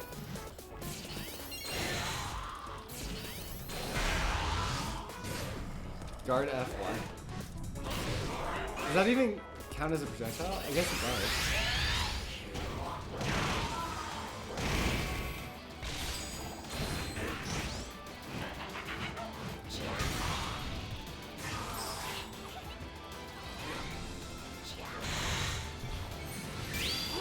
Oh, good night.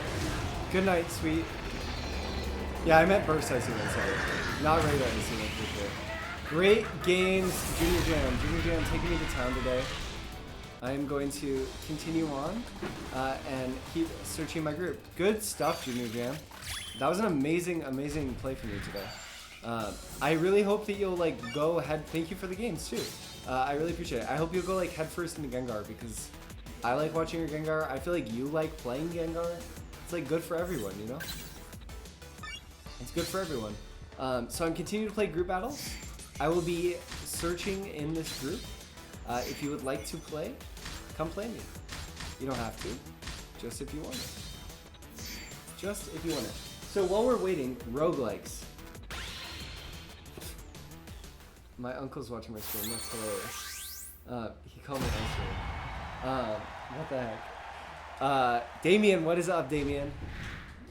So roguelikes, why do I think roguelikes prepared me for Pokken? I think it's good to get into that topic now. Basically, like, growing up, I loved playing platformers, I loved playing strategy games, and I always had a big interest in fighting games. That big interest in fighting games, I think, like, when I had an Xbox, I bought Street Fighter 4, I bought Blaze Blue. I was always, like, on the edge of taking things more competitive, but never. Oh, I bought Soul Calibur. I love playing Hildy in Soul Calibur 4. What's up, Damien? So I love playing Hildy. I played a lot of fighting games casually back then, but I never really played them super competitively. And the reason why I say roguelikes prepared me for fighting games is that roguelikes and the roguelikes that I played, so Binding of Isaac, Spelunky, FTL, these games were games from genres I was familiar with, right? Like kind of a Zelda-like, a platformer, and a strategy game that said you can't just like learn how to play the levels in this game. You can't just make your way to the end. To be good at this game, you have to master mechanics. So I really think, and I wanted to be good at those games. Like I played FTL, I played Spelunky a ton, I played Binding of Isaac a ton, and I wanted to be good at them. But because they're different every time, you cannot just in Spelunky, you can't just learn the stage like you can with Mega Man or Mario, right? With FTL, you can't just like, I guess strategy games are kind of like that in general.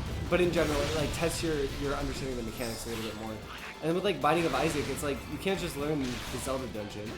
You have to actually learn how the mechanics of this game work, how to maximize your chances of victory and everything. And I think I spent a ton of time in college playing roguelikes. And also after college, I played a ton of Binding of Isaac. And I think it put my head in the right headspace because I bought a Wii U and then picked up Pokken shortly thereafter. And I think I was in that like optimization headspace to jump into fighting games and like approach them in a way where it was like mechanics first. And that's how you approach these sorts of games. What's up, Dagobah? Welcome to the stream, dude. Munster, let's do a best of 3. I'm encouraging people to play best of 3s.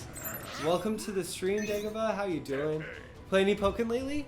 How have things been? This is a matchup, Machamp versus Decidueye, I've been meaning to lab for a long time. It is one that I think Machamp is decent at, but also has some things he has to work on, obviously.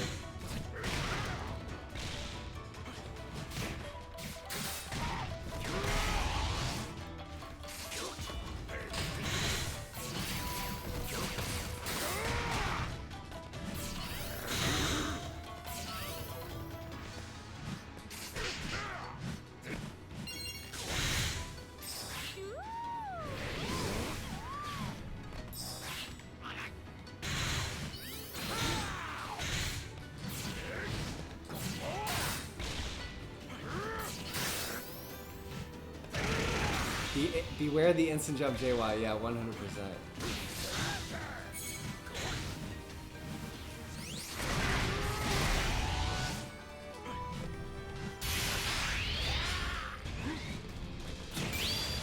Nice.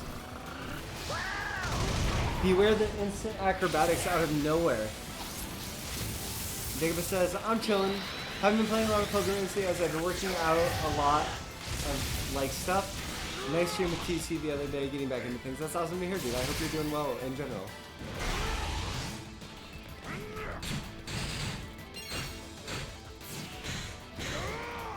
I need to get better at doing 4XY on reaction, for sure. 100%.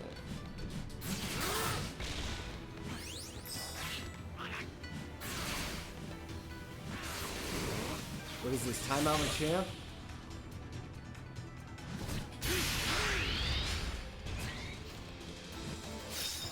Yes. Timeout Machamp. 4XY is still, by the way, wrong character. What do you mean? Jam. 4XY is the one where he like swings both of his arms. It's the weird follow-up that you don't see very often. But you can, I think you can do it on reaction. It's safe too, which is nice. The 4XX is the launcher, and then it's 4XY is the safe option.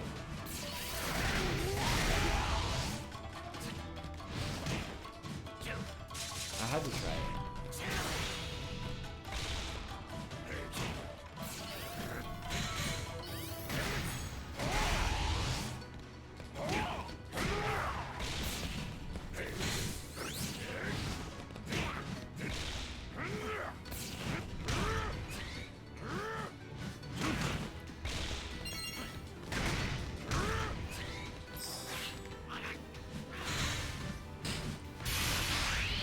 Nice.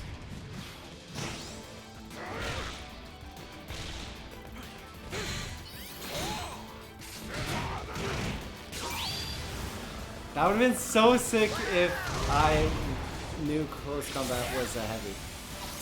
Didn't know it was light. Oh no, it's not. I don't think it's plus. Is it plus? I think it's safe but minus. Is it +4? That's sick. That's pretty good. Gotta eat this for breakfast. Gotta eat this for breakfast.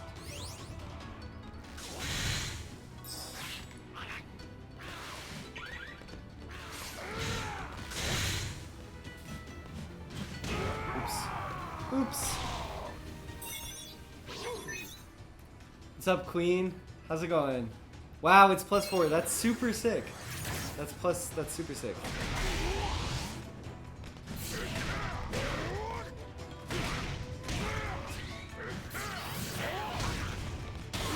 Oops. Miscounted PSP.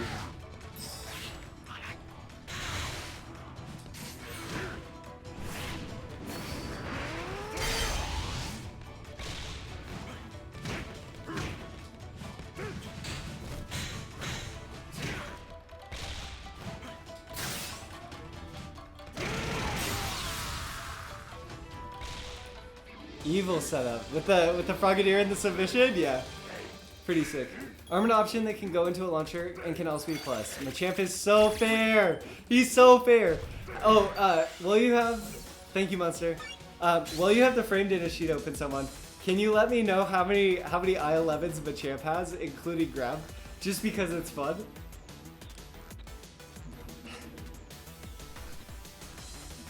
Because this character should definitely have an I-11 2Y and an I-11 6Y and an I-11 grab and just everything in the world.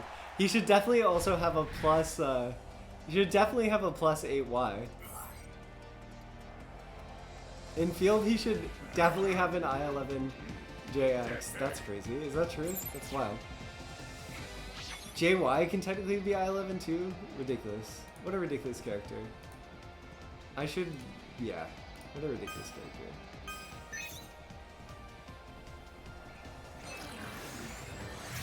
Oh, it's not? Okay.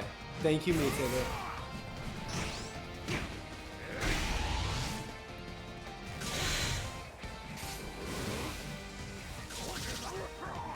Can I high stance arrows? I wonder.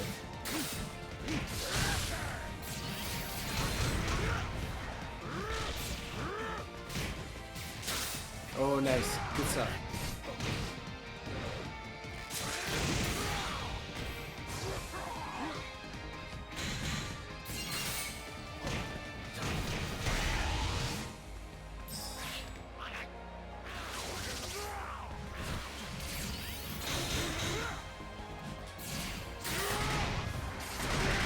This counter is so good.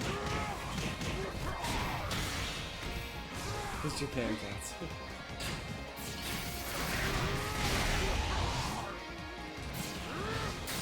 Nice.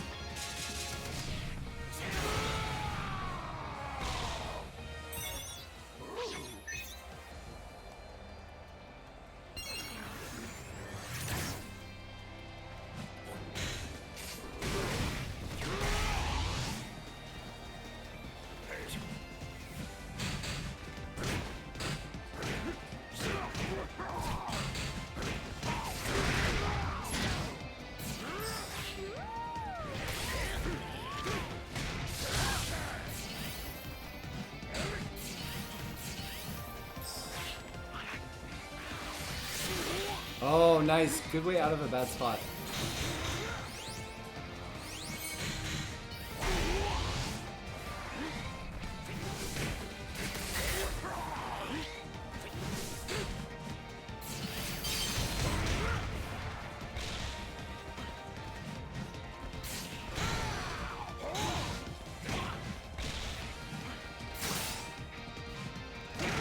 Hit him with the Suicune Master Special.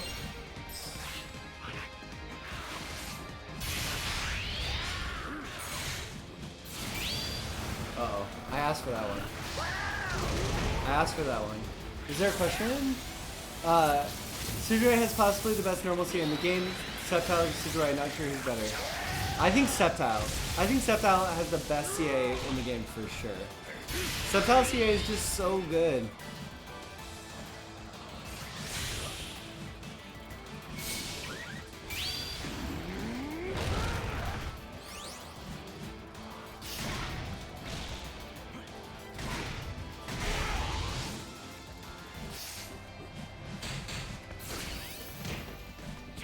Nice, that was good.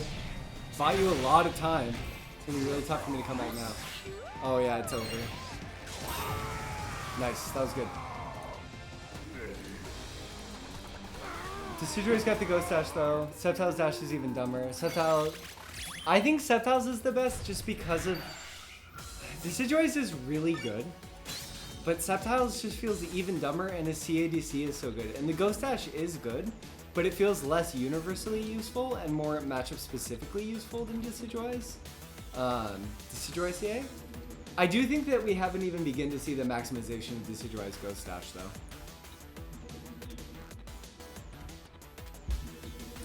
Uncharged crit launcher on Decidueye is a +2. Yeah, we definitely saw the benefits of that against in Slipping Bug vs Twixie at DreamHack Austin 2018. Like, without that, there's no way he would have won.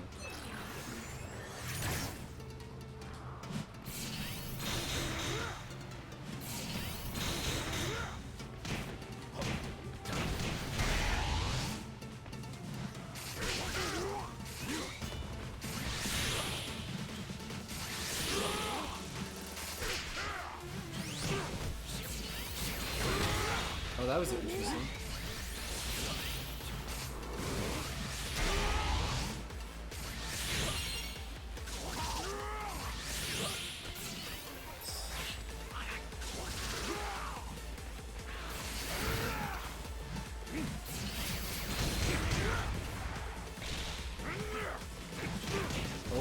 Oh, missed it.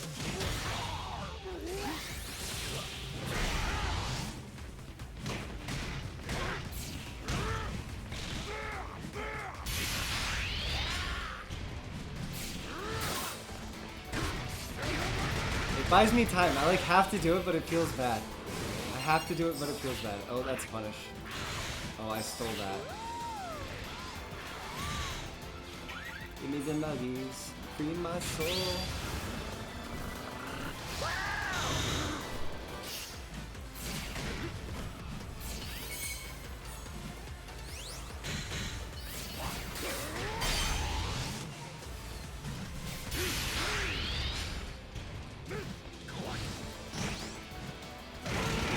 Feels good to not end up timing out there. Let's see what people are saying. They're saying Uncharged Crit KD is OP on Sceptile. I don't know why they give him that change. Yeah, Sceptile got some suspect buffs that are like really amazing. That don't make a ton of sense. Jukum, who do you think is the... You didn't show your tier list off in the podcast. Who do you think is the best character in the game right now? Do you think it's Sceptile?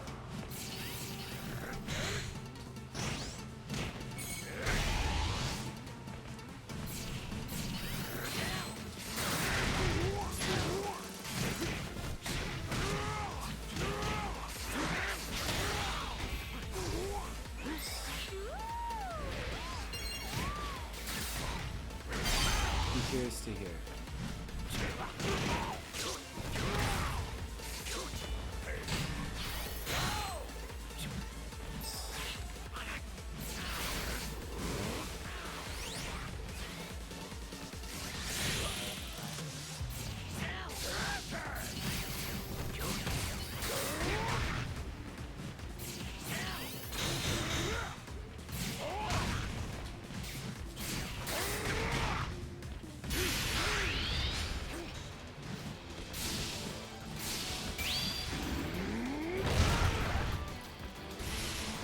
Like, make him stop later so there's a bigger gap between the two spinners instead of being a meat grinder. Yeah, it's super sick. Good games, Monster. I'm gonna keep searching. If anyone wants to search in here, feel free. Playing group matches. Happy to play with anyone and everyone. Come through. Should be fun. Monster, if you research, there's a chance we'll be able to play again. I don't know. I'm just gonna hit next battle. I don't know.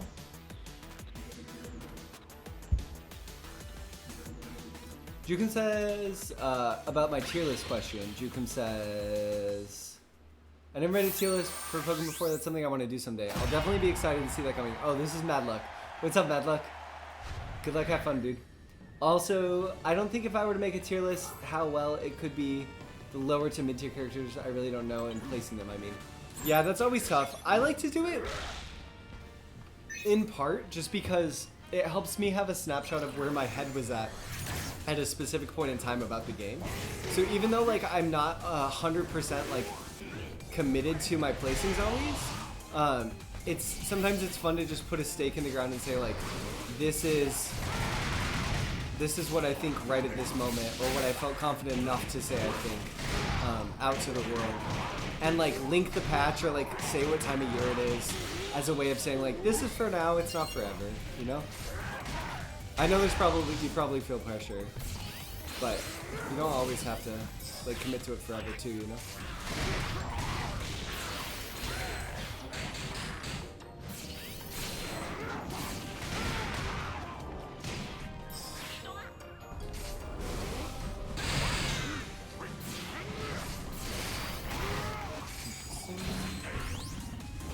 Oh, the slowly advancing nature of the ball is so good. So good. Jukum says there's a lot of things I want to talk about during my own streams instead of just doing viewer battles. Tier list is definitely one of them. Yeah, definitely. That's very fair. I really appreciate that you've been streaming more lately, and definitely want to tune in when I can. That was not what I wanted. Oh, nice, well-spaced hypnosis there, Madluck.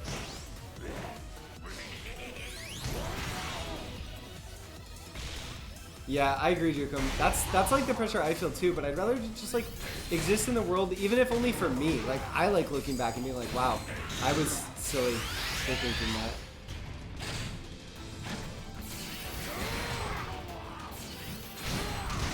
Oh, right, of course.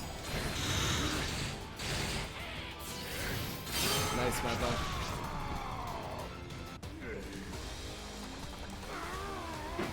I have a bunch of changes to make to my tier list too. Games changed a bunch, especially with the online landscape. Yeah, online landscape, as all learning more, there's just like so much that makes it tough to have tier lists be forever, even in the same patch, you know? Like, it used to be we could hide behind patches changing, but the idea that like the game wouldn't keep changing even though the patches haven't changed is just ridiculous. That's why like that's why I said like putting a time on it is also useful. Or like last one I think I did like just before 3v3 or something like that, or like just after 3v3, so people like have a sense for where my head is at. I think Sceptile's the best character potentially right now. I think Sceptile is so good. I'm really interested after I get even more comfortable with Machamp in picking up either Sceptile or Aegislash. There's also always the like Mewtwo that haunts the Suicune in the back of my head, you know? Like, is it time to just make it official?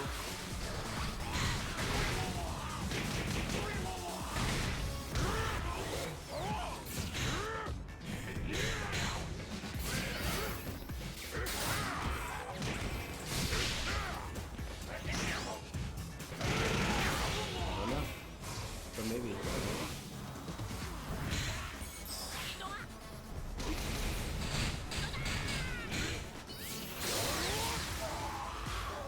Diglett's interesting. I like that Madluck is trying to make Diglett work.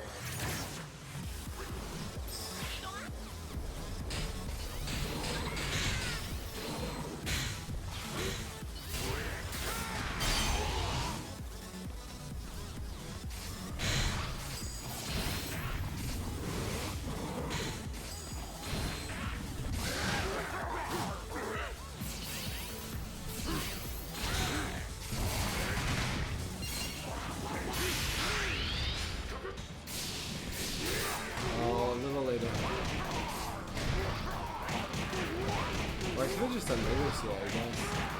It's a big win for Madluck too to get that tech in the second one.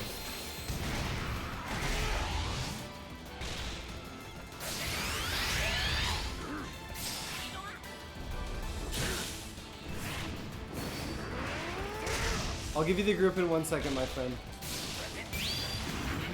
It goes through. That's so fun.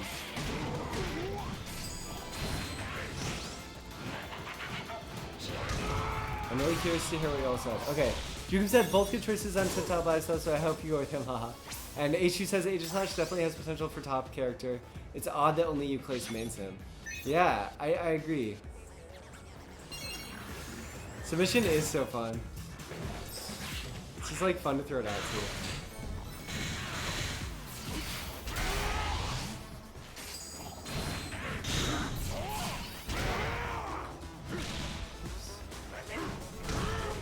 Oh no. Oh, I got so lucky there.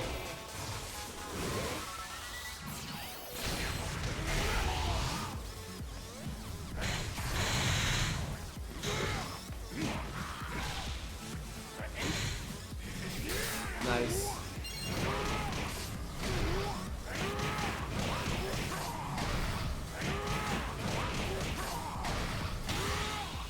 I can't let Madluck win this field phase. Madluck winning this field phase would be a travesty for me.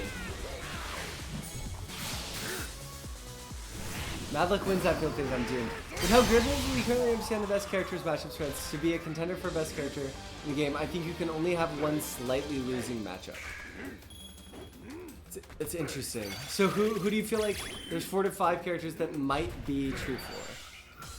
I think that's technically true for Lucario, and I really, oh, by the way, Mutator, I was talking up your podcast before you came in. I really enjoyed it. I thought it was awesome just hearing you guys talk about Pokken for lots of different reasons. But I think that's a good metric, but also not a catch-all, right? Like, you have to be good in other ways, too. 1 second. Other side texted me. I'll have to respond to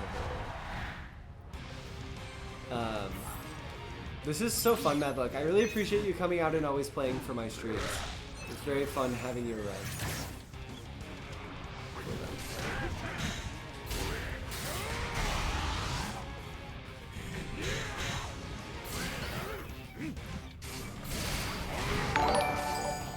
Oh, thank you for the follow, Tempest. I appreciate it.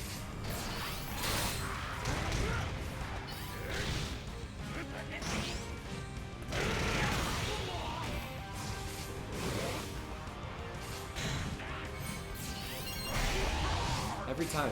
How many years am I going to get hit by that for?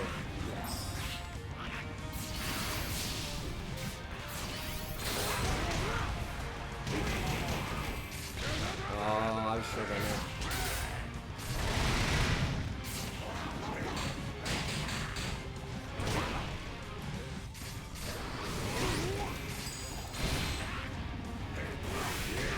Nice, that was sick, Madluck. That was super good. Super, super good. I don't think Gengar is best. I think he's top 5 though. Really, Junior Jam? That's amazing. Like, just, you feel like he's in his optimal form. He is top 5. And we just haven't seen optimal Gengar yet.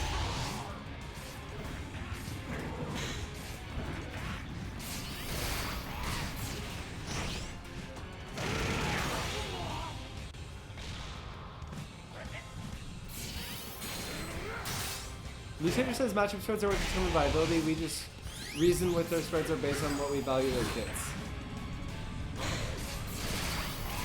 Yeah, that's true. Matchup spreads against relevant characters also matter too, for sure.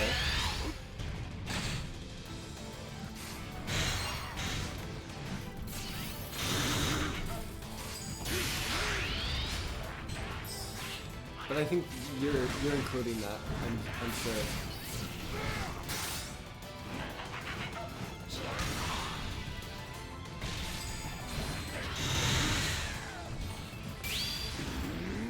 No animation of that. Oh, not even anything. That's amazing.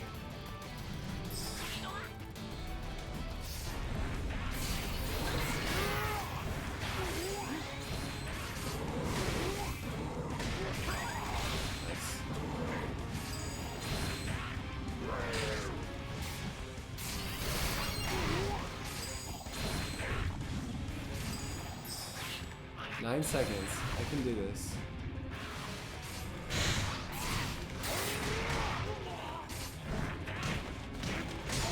Nice. In there. Like, every kit is only as good as it combats the rest of the kits. Yeah, 100%. That's a great way of putting it. What if I ever like an official tier list? People have tried so many times to make an official tier list, and it always falls apart for one reason or the other. Aloha, family! Aloha! Welcome back. Thank you for stopping by.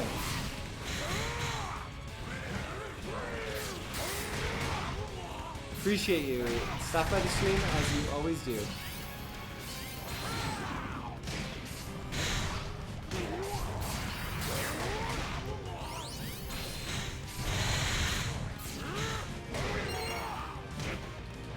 Oh, that would be so sick if that works.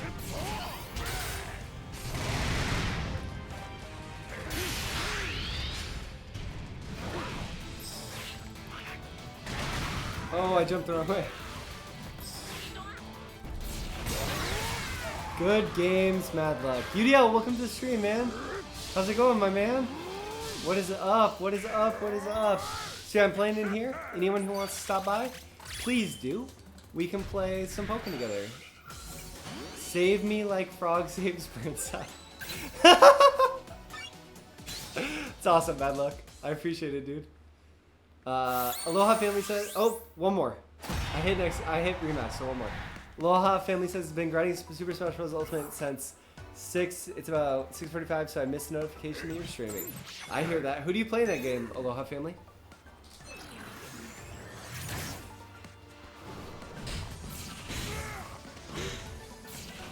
Oh, nice. That's definitely an advantage that Gengar has in this matchup that's really good. Using homing to go under CA. It's very nice.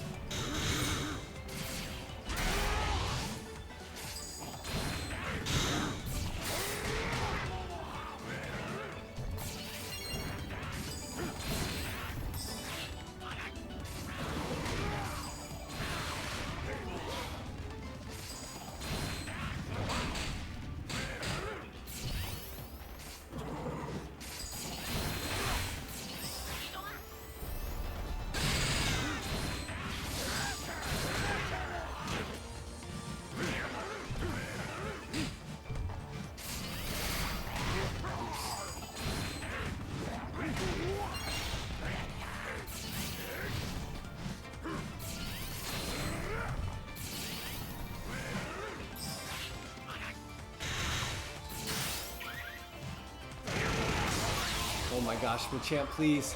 Machamp, please! One thing I've always loved about Mad Luck is... I forgot what I was going to say. His dedication to... I forget what I was going to say. It was a really nice thing, I promise, Mad Luck. There's so much happening in chat that I really want to catch up with. Oh, his dedication to Shadow Ball. It's always been really good. And I think he's one of the best Shadow Ball users.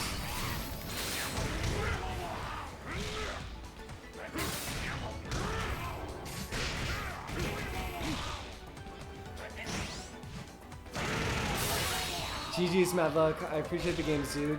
So yeah, everyone who's just joining, I'm playing in this group. Anyone can join. There's a chance that we will run into each other, and we can play. So feel free to search and hop in. Thank you for playing again, Mad Luck. Your connection feels a lot better too, by the way. I wonder if it's me though. It could be me. I don't know. Let's see. So many comments to catch up on. Aloha family says, "What did you ask? My brothers are fighting. Sorry." Oh, I said, "What character do you play in Smash?" Mutator says, "Oh yeah, I think there are Braixen, Aegislash, Decidueye, Sceptile, and maybe Shadow Mewtwo as candidates for top 5. Mutator says Libre is likely top 5 unless all these characters only have one slightly losing, because Libre loses a few, right? People say she loses to Machamp, but I feel like her movement is just so good, so I don't know. I'm not sure if she totally loses to Machamp. I feel like it probably needs more time. What else? Doesn't Libre have one of the easier times with zoners? I feel like Libre is... I don't know. Shandy Libre is an interesting one. That's one that Slip struggled with too. What's up, your boy? Good luck, have fun, dude. H2 says, I know I say this a lot, but I really think there's at least 7 top 5 characters. Love how hard it is to decide. Hard. Hooray for good design. Yeah, I agree. I think Lucario is the bottom of whatever top 5 is. He's like right under everyone else.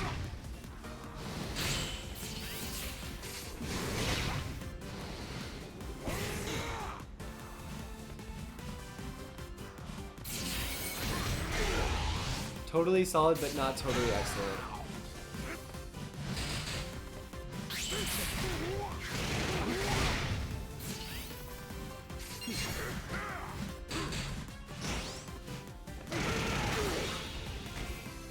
Shandy top 10? I think Shandy's probably top 10. Shandy's really good.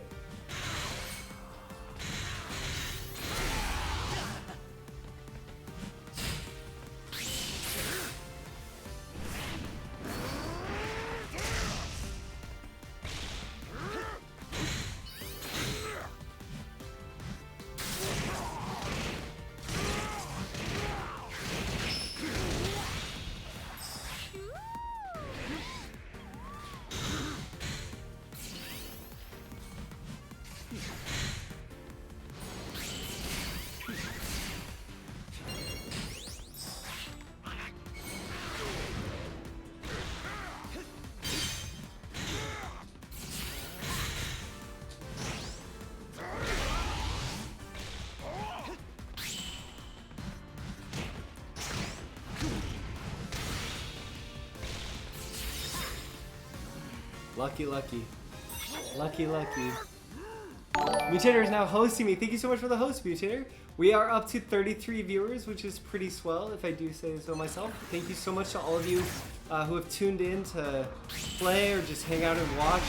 Earlier I talked about the Players' Cup. I'm happy to talk about anything now. Feel free to ask me any questions you might have about Pokken, about games in general, my thoughts on game design in general.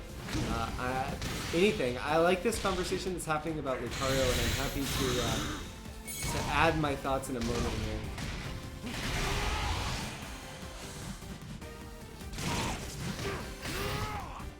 One thing that's rough about Machamp is not having I do think not having a reliable low outside of 2x is like a low stance option is so rough to get used to.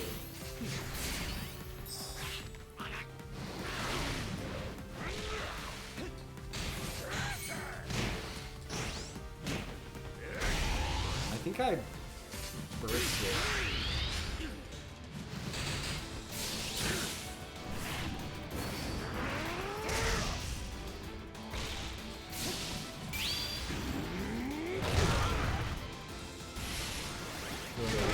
Okay, DD Light said Lucario basically requires not only know the game, but everyone else's character strength to overcome them, which is something not everyone does.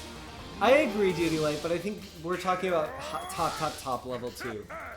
I feel like the thing that holds Lucario back most, which isn't fair, is that I think Lucario is, compared to a lot of the other top tiers, like, to Mutator's point about Mewtwo, I think the game just changed a lot around him, and by comparison, like, a lot of his stuff that used to feel kind of busted, like, his CA used to feel way better because the range of it when it's fully charged is amazing. But, like, compared to, say, like, Decidueye and some of the newer characters, even Aegislash CA in some ways, even though it's so slow, like, it's just not as good anymore. I don't know. He just feels too fair to me, even though his burst is amazing. And his 2Y is so good. I don't know if Bungie quit. I think Bungie's one of those players who, like, might never quit, might just, like, always take breaks.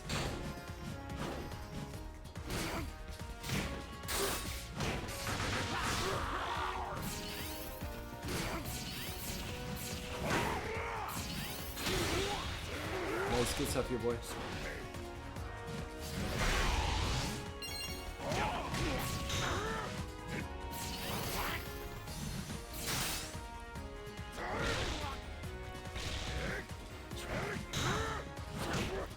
Oh, good pickup.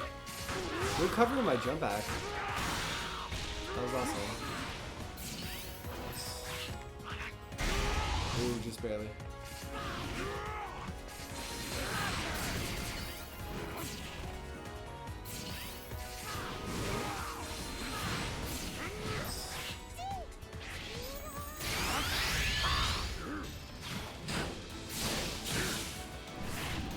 gonna give me burst, hopefully. Nope.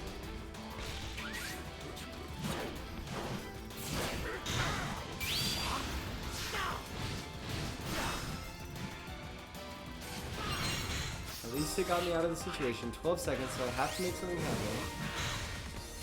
Oh, nice 2x. I think that seals it for you. It's gonna be really tough now.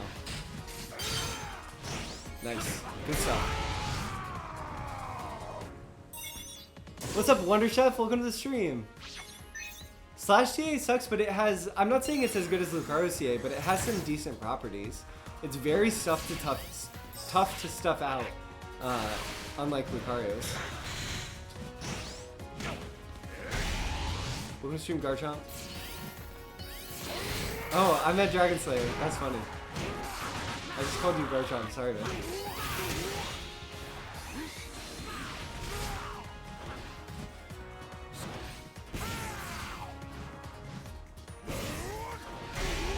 Nice, good stuff.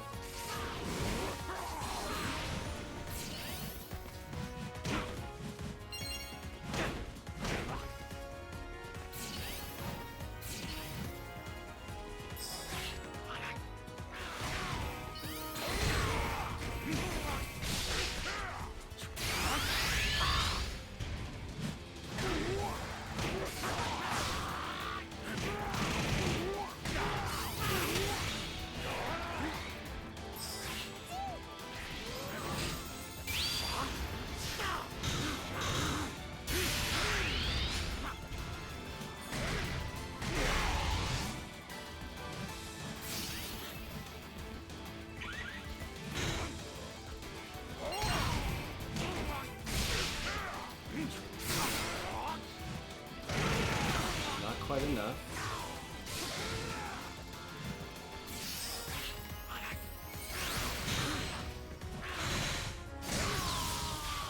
Missing so much. Slash CH sucks. Mewtwo Lucario. Lucario, could you lose Slash, Pika, and Chomp? I don't think he loses to Chomp. I think that people are... I think he has other tools for fighting against Drill. Man, I feel like I'm missing out on all this conversation that's so lit in the chat.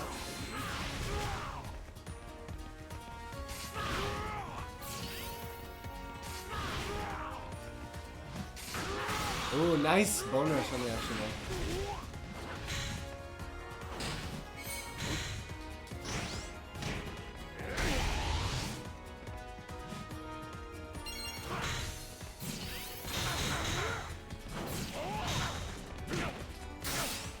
Field phase is so important in this matchup.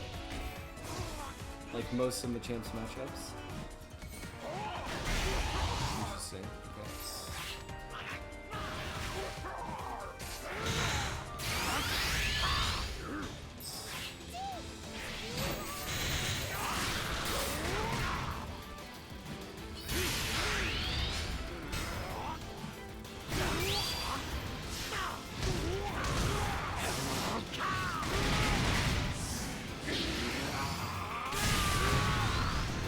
See if I can make this comeback. Machamp is like one of the best comeback players, so let's see.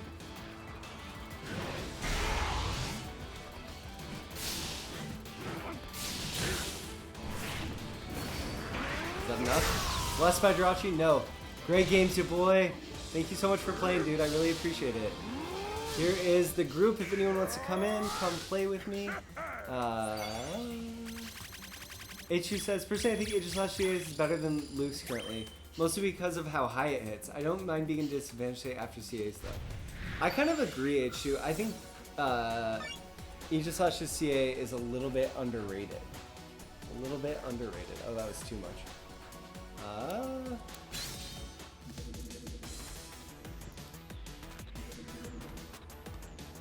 Let's see. Braixen was busted since day one. Braixen is less busted than she's ever been.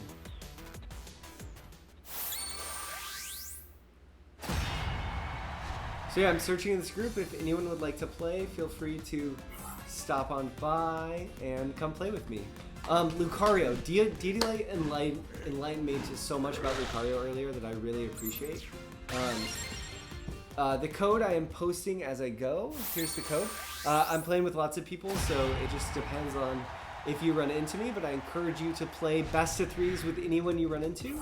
It's a little thing that we do in this that makes it a lot of fun. Each week we just make a new group and we play some Pokken together. So yeah. Let's see H2.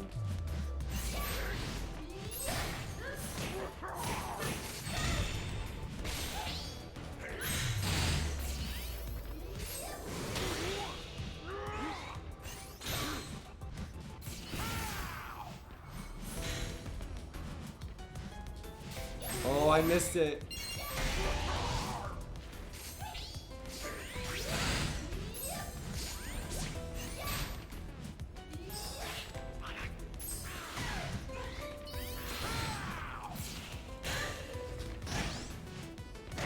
That was not an optimal punish. Mutator, I apologize ardently for my horrible...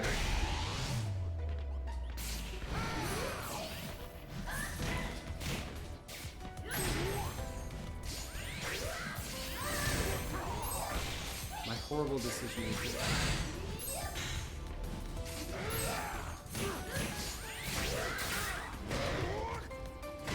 Danny, I saw your question. I'll look in 1 second. I just have to...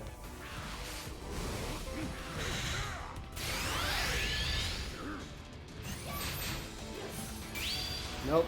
Nope. Nope. Made a mistake today. We made a mistake today. Vanny says, how much longer are you going to be streaming? Because I'd love to hop in, group in a bit. I'm not sure, Vanny. I have an AMA. We're doing an AMA on Reddit in r/Nintendo Switch at 5:30. I need to make dinner for my wife and I too. So I'm going to hop off at some point in the next 20 minutes or so probably. But I appreciate you asking, and I will stream again sooner than the last time I streamed. That's for sure. If you miss it now, I would love for you to come back and play in the future. Was Braixen good back then? Burst good back then? I feel like Braixen's burst has never been amazing, but her, her side wave's always been good. Oh no, oh no. H2, you stinker. Good reaction, good reaction.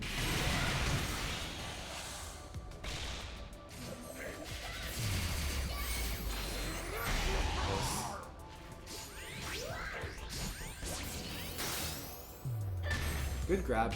H2's reactions are so good. I love H2's reactions. Good. What the heck?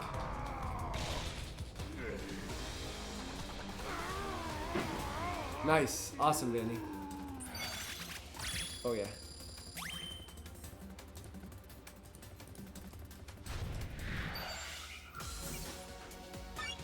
H2's pulling this weaker now. No, no, no, play me again, H2, play me again, H2. No, play me again, H2. One more. One more.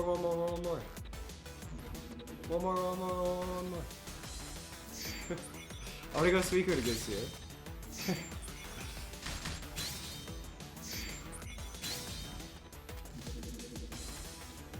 Plus, like, how often do we get to play? Realistically.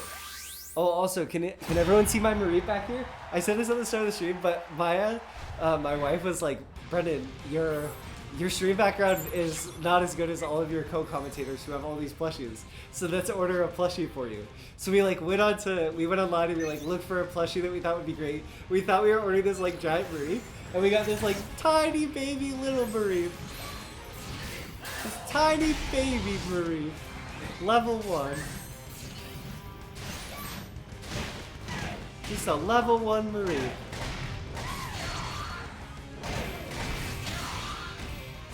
Wonder Chef! Hi. Yeah, you need to get a... yeah, Catfight looking all the way back for my level 1 Marie. Wonder Chef, we gotta get you a plushie.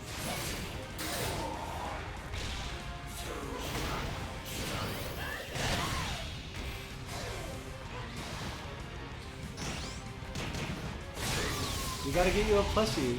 Shout out to Life Size Marie plush. I didn't think I was getting the life size one, but I thought I was at least getting like a level, you know, like a level 20, like chose not to evolve to Flaffy Marie. Something decent. Something decent. Nice jump. That's the old school guard way. Jumping in neutral, using that weird floaty jump. It's like classic Razin, classic H2.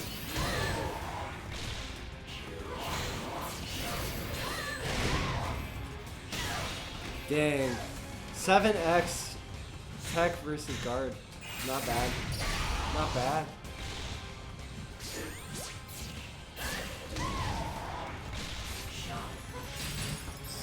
Uh-oh, this is gonna hurt. Catfight using hand binoculars to try and find it. I love it. Classic Razin, classic H2. Oh! I was just thinking, H2 sure hasn't grabbed me on Future Sight OP in a while. Ooh, that was like by 2 frames. Give me my burst back. Lucky. Lucky, lucky.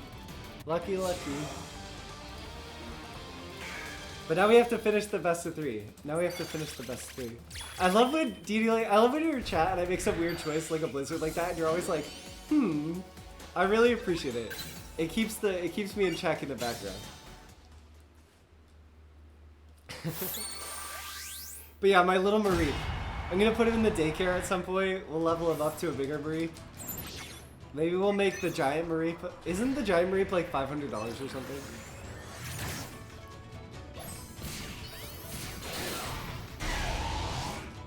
I love Blizzard. I love Blizzard. I agree.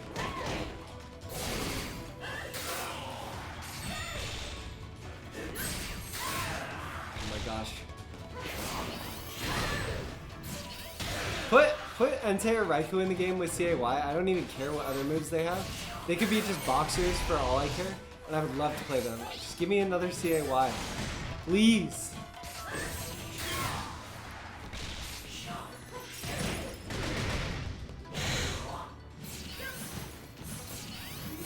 Ooh, nice stuff. I think that's fair, Aloha family. I think that's totally fair. There's definitely a lot that both players of both games can learn from each other. What do you feel like are the biggest things?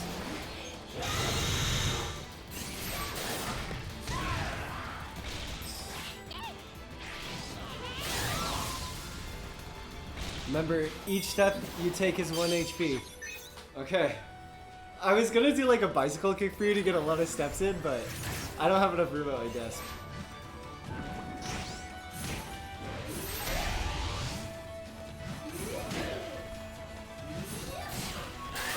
Wow.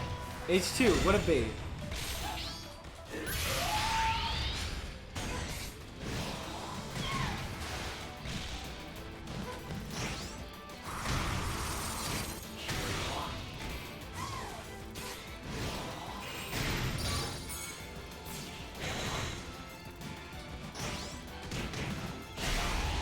Put him in the Frosty blender. Oh no, I dropped it.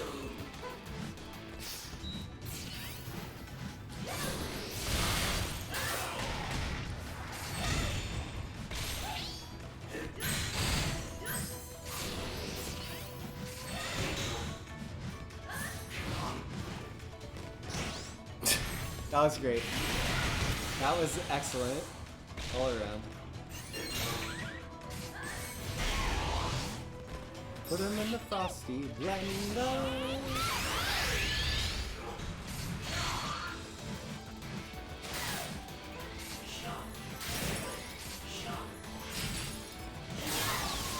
Good games H2. Good games H2.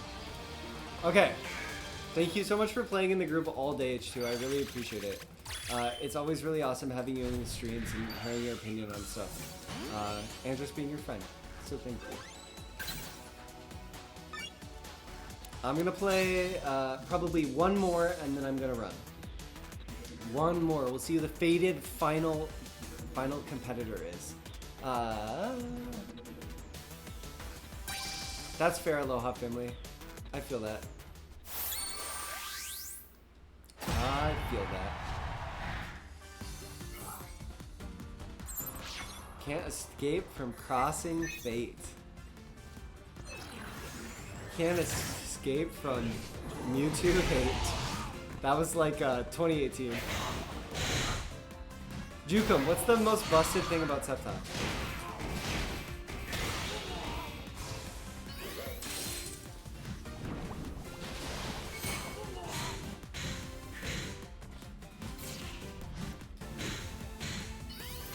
Can't escape from Sceptile unblockables. But you don't really do them that much. You were talking about that. You do though now with your grab setups. That's fair. You didn't even respond to that, but I had a feeling you would, so I said it anyway. Battle Trainer, is this Nightshade? I hope this is Nightshade. I hope this is the Nightshade. The Nightshade. The original Wednesday night. No. Yes. Wednesday night fights. Nightshade. I miss Nightshade. I miss you, Nightshade. It was fun. We've had a lot of fun playing offline sets together over the years. Anaheim and other places. I hope you're doing well.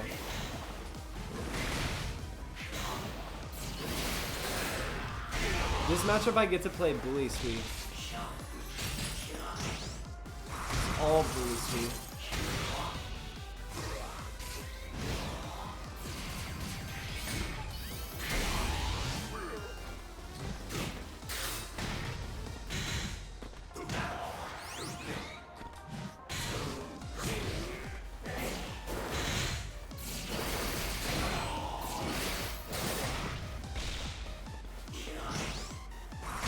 Command grabs. The Invitational made me want to watch Pokemon and end up in your stream. Sick.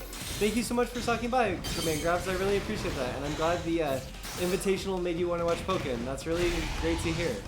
That's awesome. Anyone who is a fan of Pokemon, I am a fan of them. As long as they are. Oh, nice coverage. Miss Maggie is out. Oh, nice JY. One thing I appreciate about Nightshade is he's always been trying to make the Miss Magnus work. No matter the character. I remember your Lucario setups back in the day. 6X stuff. Lots of good stuff back then.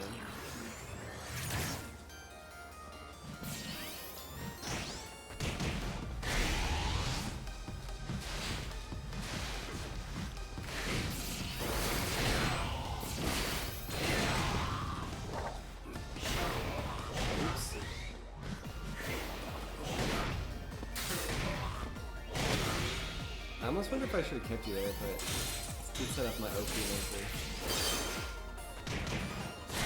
But yeah, welcome Command Grabs. Welcome to stream. Do you play other fighting games, Command Grabs? Or what other games do you play with a name like Command Grabs?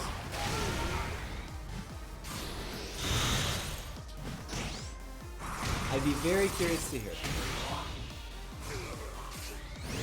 Dragon Ball, Viper Z, and Ultimate. Nice, that's awesome, dude. That is awesome.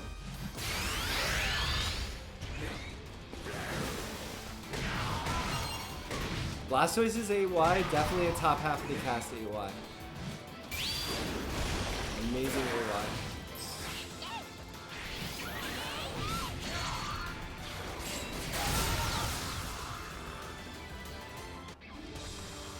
Yeah, I agree, H2. I definitely agree.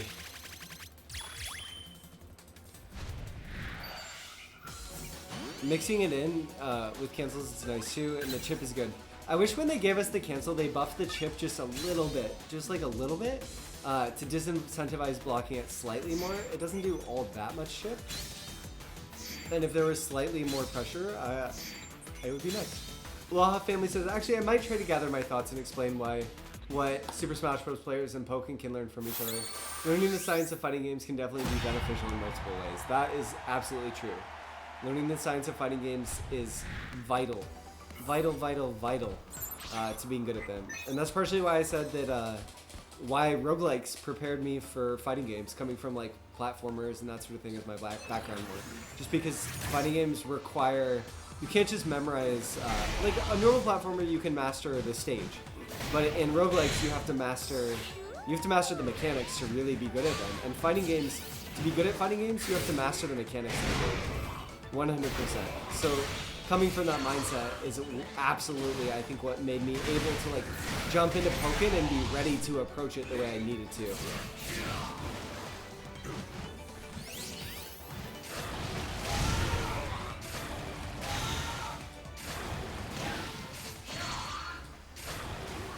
Oh, that would have been another one.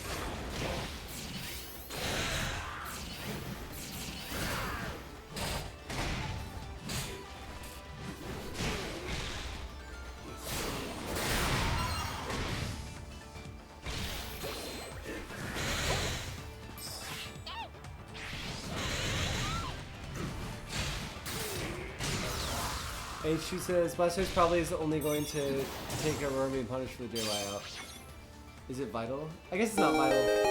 Alistair, thank you so much for gifting a tier 1 sub. I appreciate it, dude. Also, thank you for being in the stream. And congrats on the sub, Madluck. Congrats on the sub.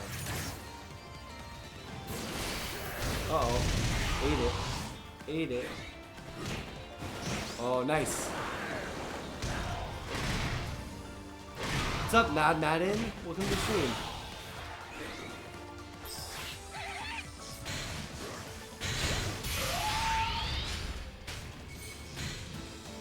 That was a perfect block night trade.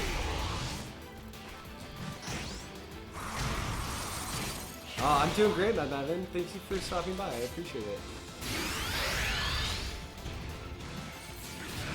Ooh. Playing with the big boy's backside.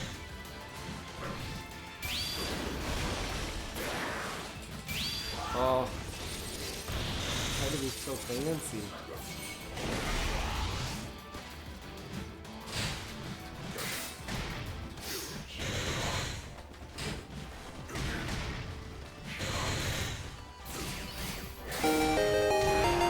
Alistair subscribed for 2 months with Prime. Thank you so much, Alistair. I really appreciate it. Thank you so much for resubscribing, dude. That's super awesome of you. Thank you. I hope you enjoyed the Sasui. Let me see the Sasuis in chat for Alistair. Let me see the Sasuis in chat. Nightshade, let's play another one, and then I will likely have to call it because we have a AMA starting on Reddit very soon. And I need to run quickly and make lunch or dinner for my wife and I before we really get started. But yeah, if you were curious about Pokken, maybe Free Week brought you here. Maybe you're an old player who just wants to ask myself or Alistair or Comboster or Wonder Chef or Majora Z or any number of folks who are participating some questions. Stop by Reddit r/ Nintendo Switch. We're going to be doing an AMA about Pokken Free Week, all that good stuff. So yeah, stop by. Tell me what's on your mind. Ask away. It is an AMA.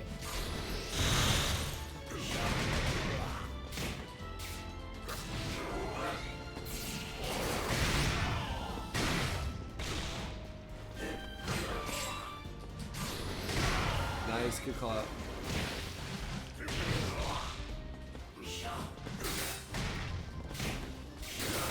I love the back and forth we're having. Sick.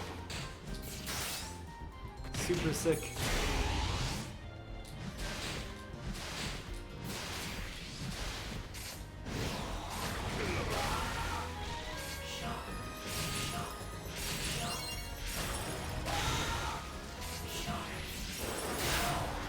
Nice, good use of Rapid Spin, Nitro. Good use of Rapid Spin.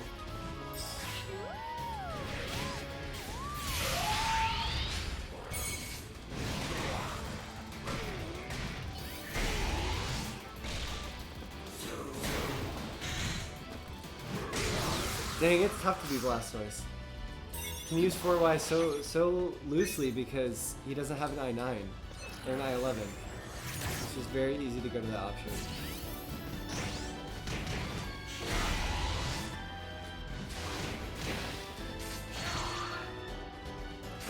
No setup.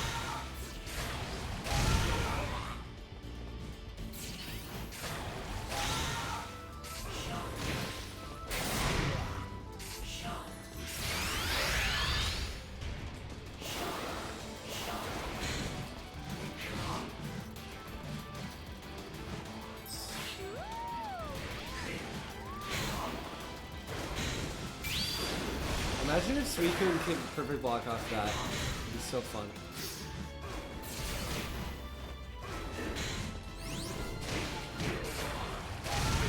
It'd be so fun.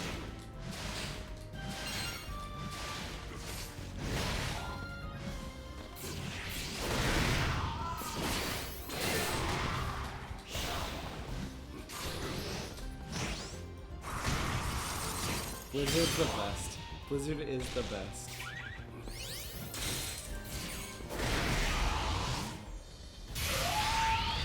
"16 seconds. Oh, nice rainbow. Yes.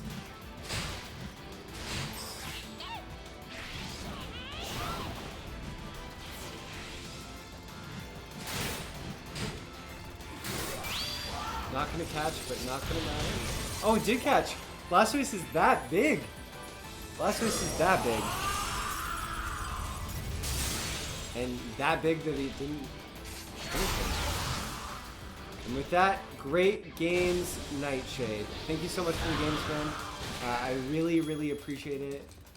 And to everyone who tuned in, all of you who stopped by, thank you so much. I really do appreciate it. It's been a few days since I played Pokken, so it's really fun getting back into it. With that, I'm going to go for a little bit, but I'll be back. I might stream this week if y'all would be interested in that, or just because I'm interested in it. But yeah, stop on by r/Nintendo Switch. We're going to be doing an AMA, and I hope all of you have an absolutely fantastic night. Again, thank you so much for stopping by and playing some Pokken with me. I hope everyone has a really good time. If you'd like to catch up, figure out where future streams might occur, feel free to follow me on Twitter at Burnside, BH. That's like at Burnside, and then, oh, it's my Twitch handle. Easy. But yeah, I hope everyone has a really nice night. Thank you so much for stopping by. Take care, rest in Pokken.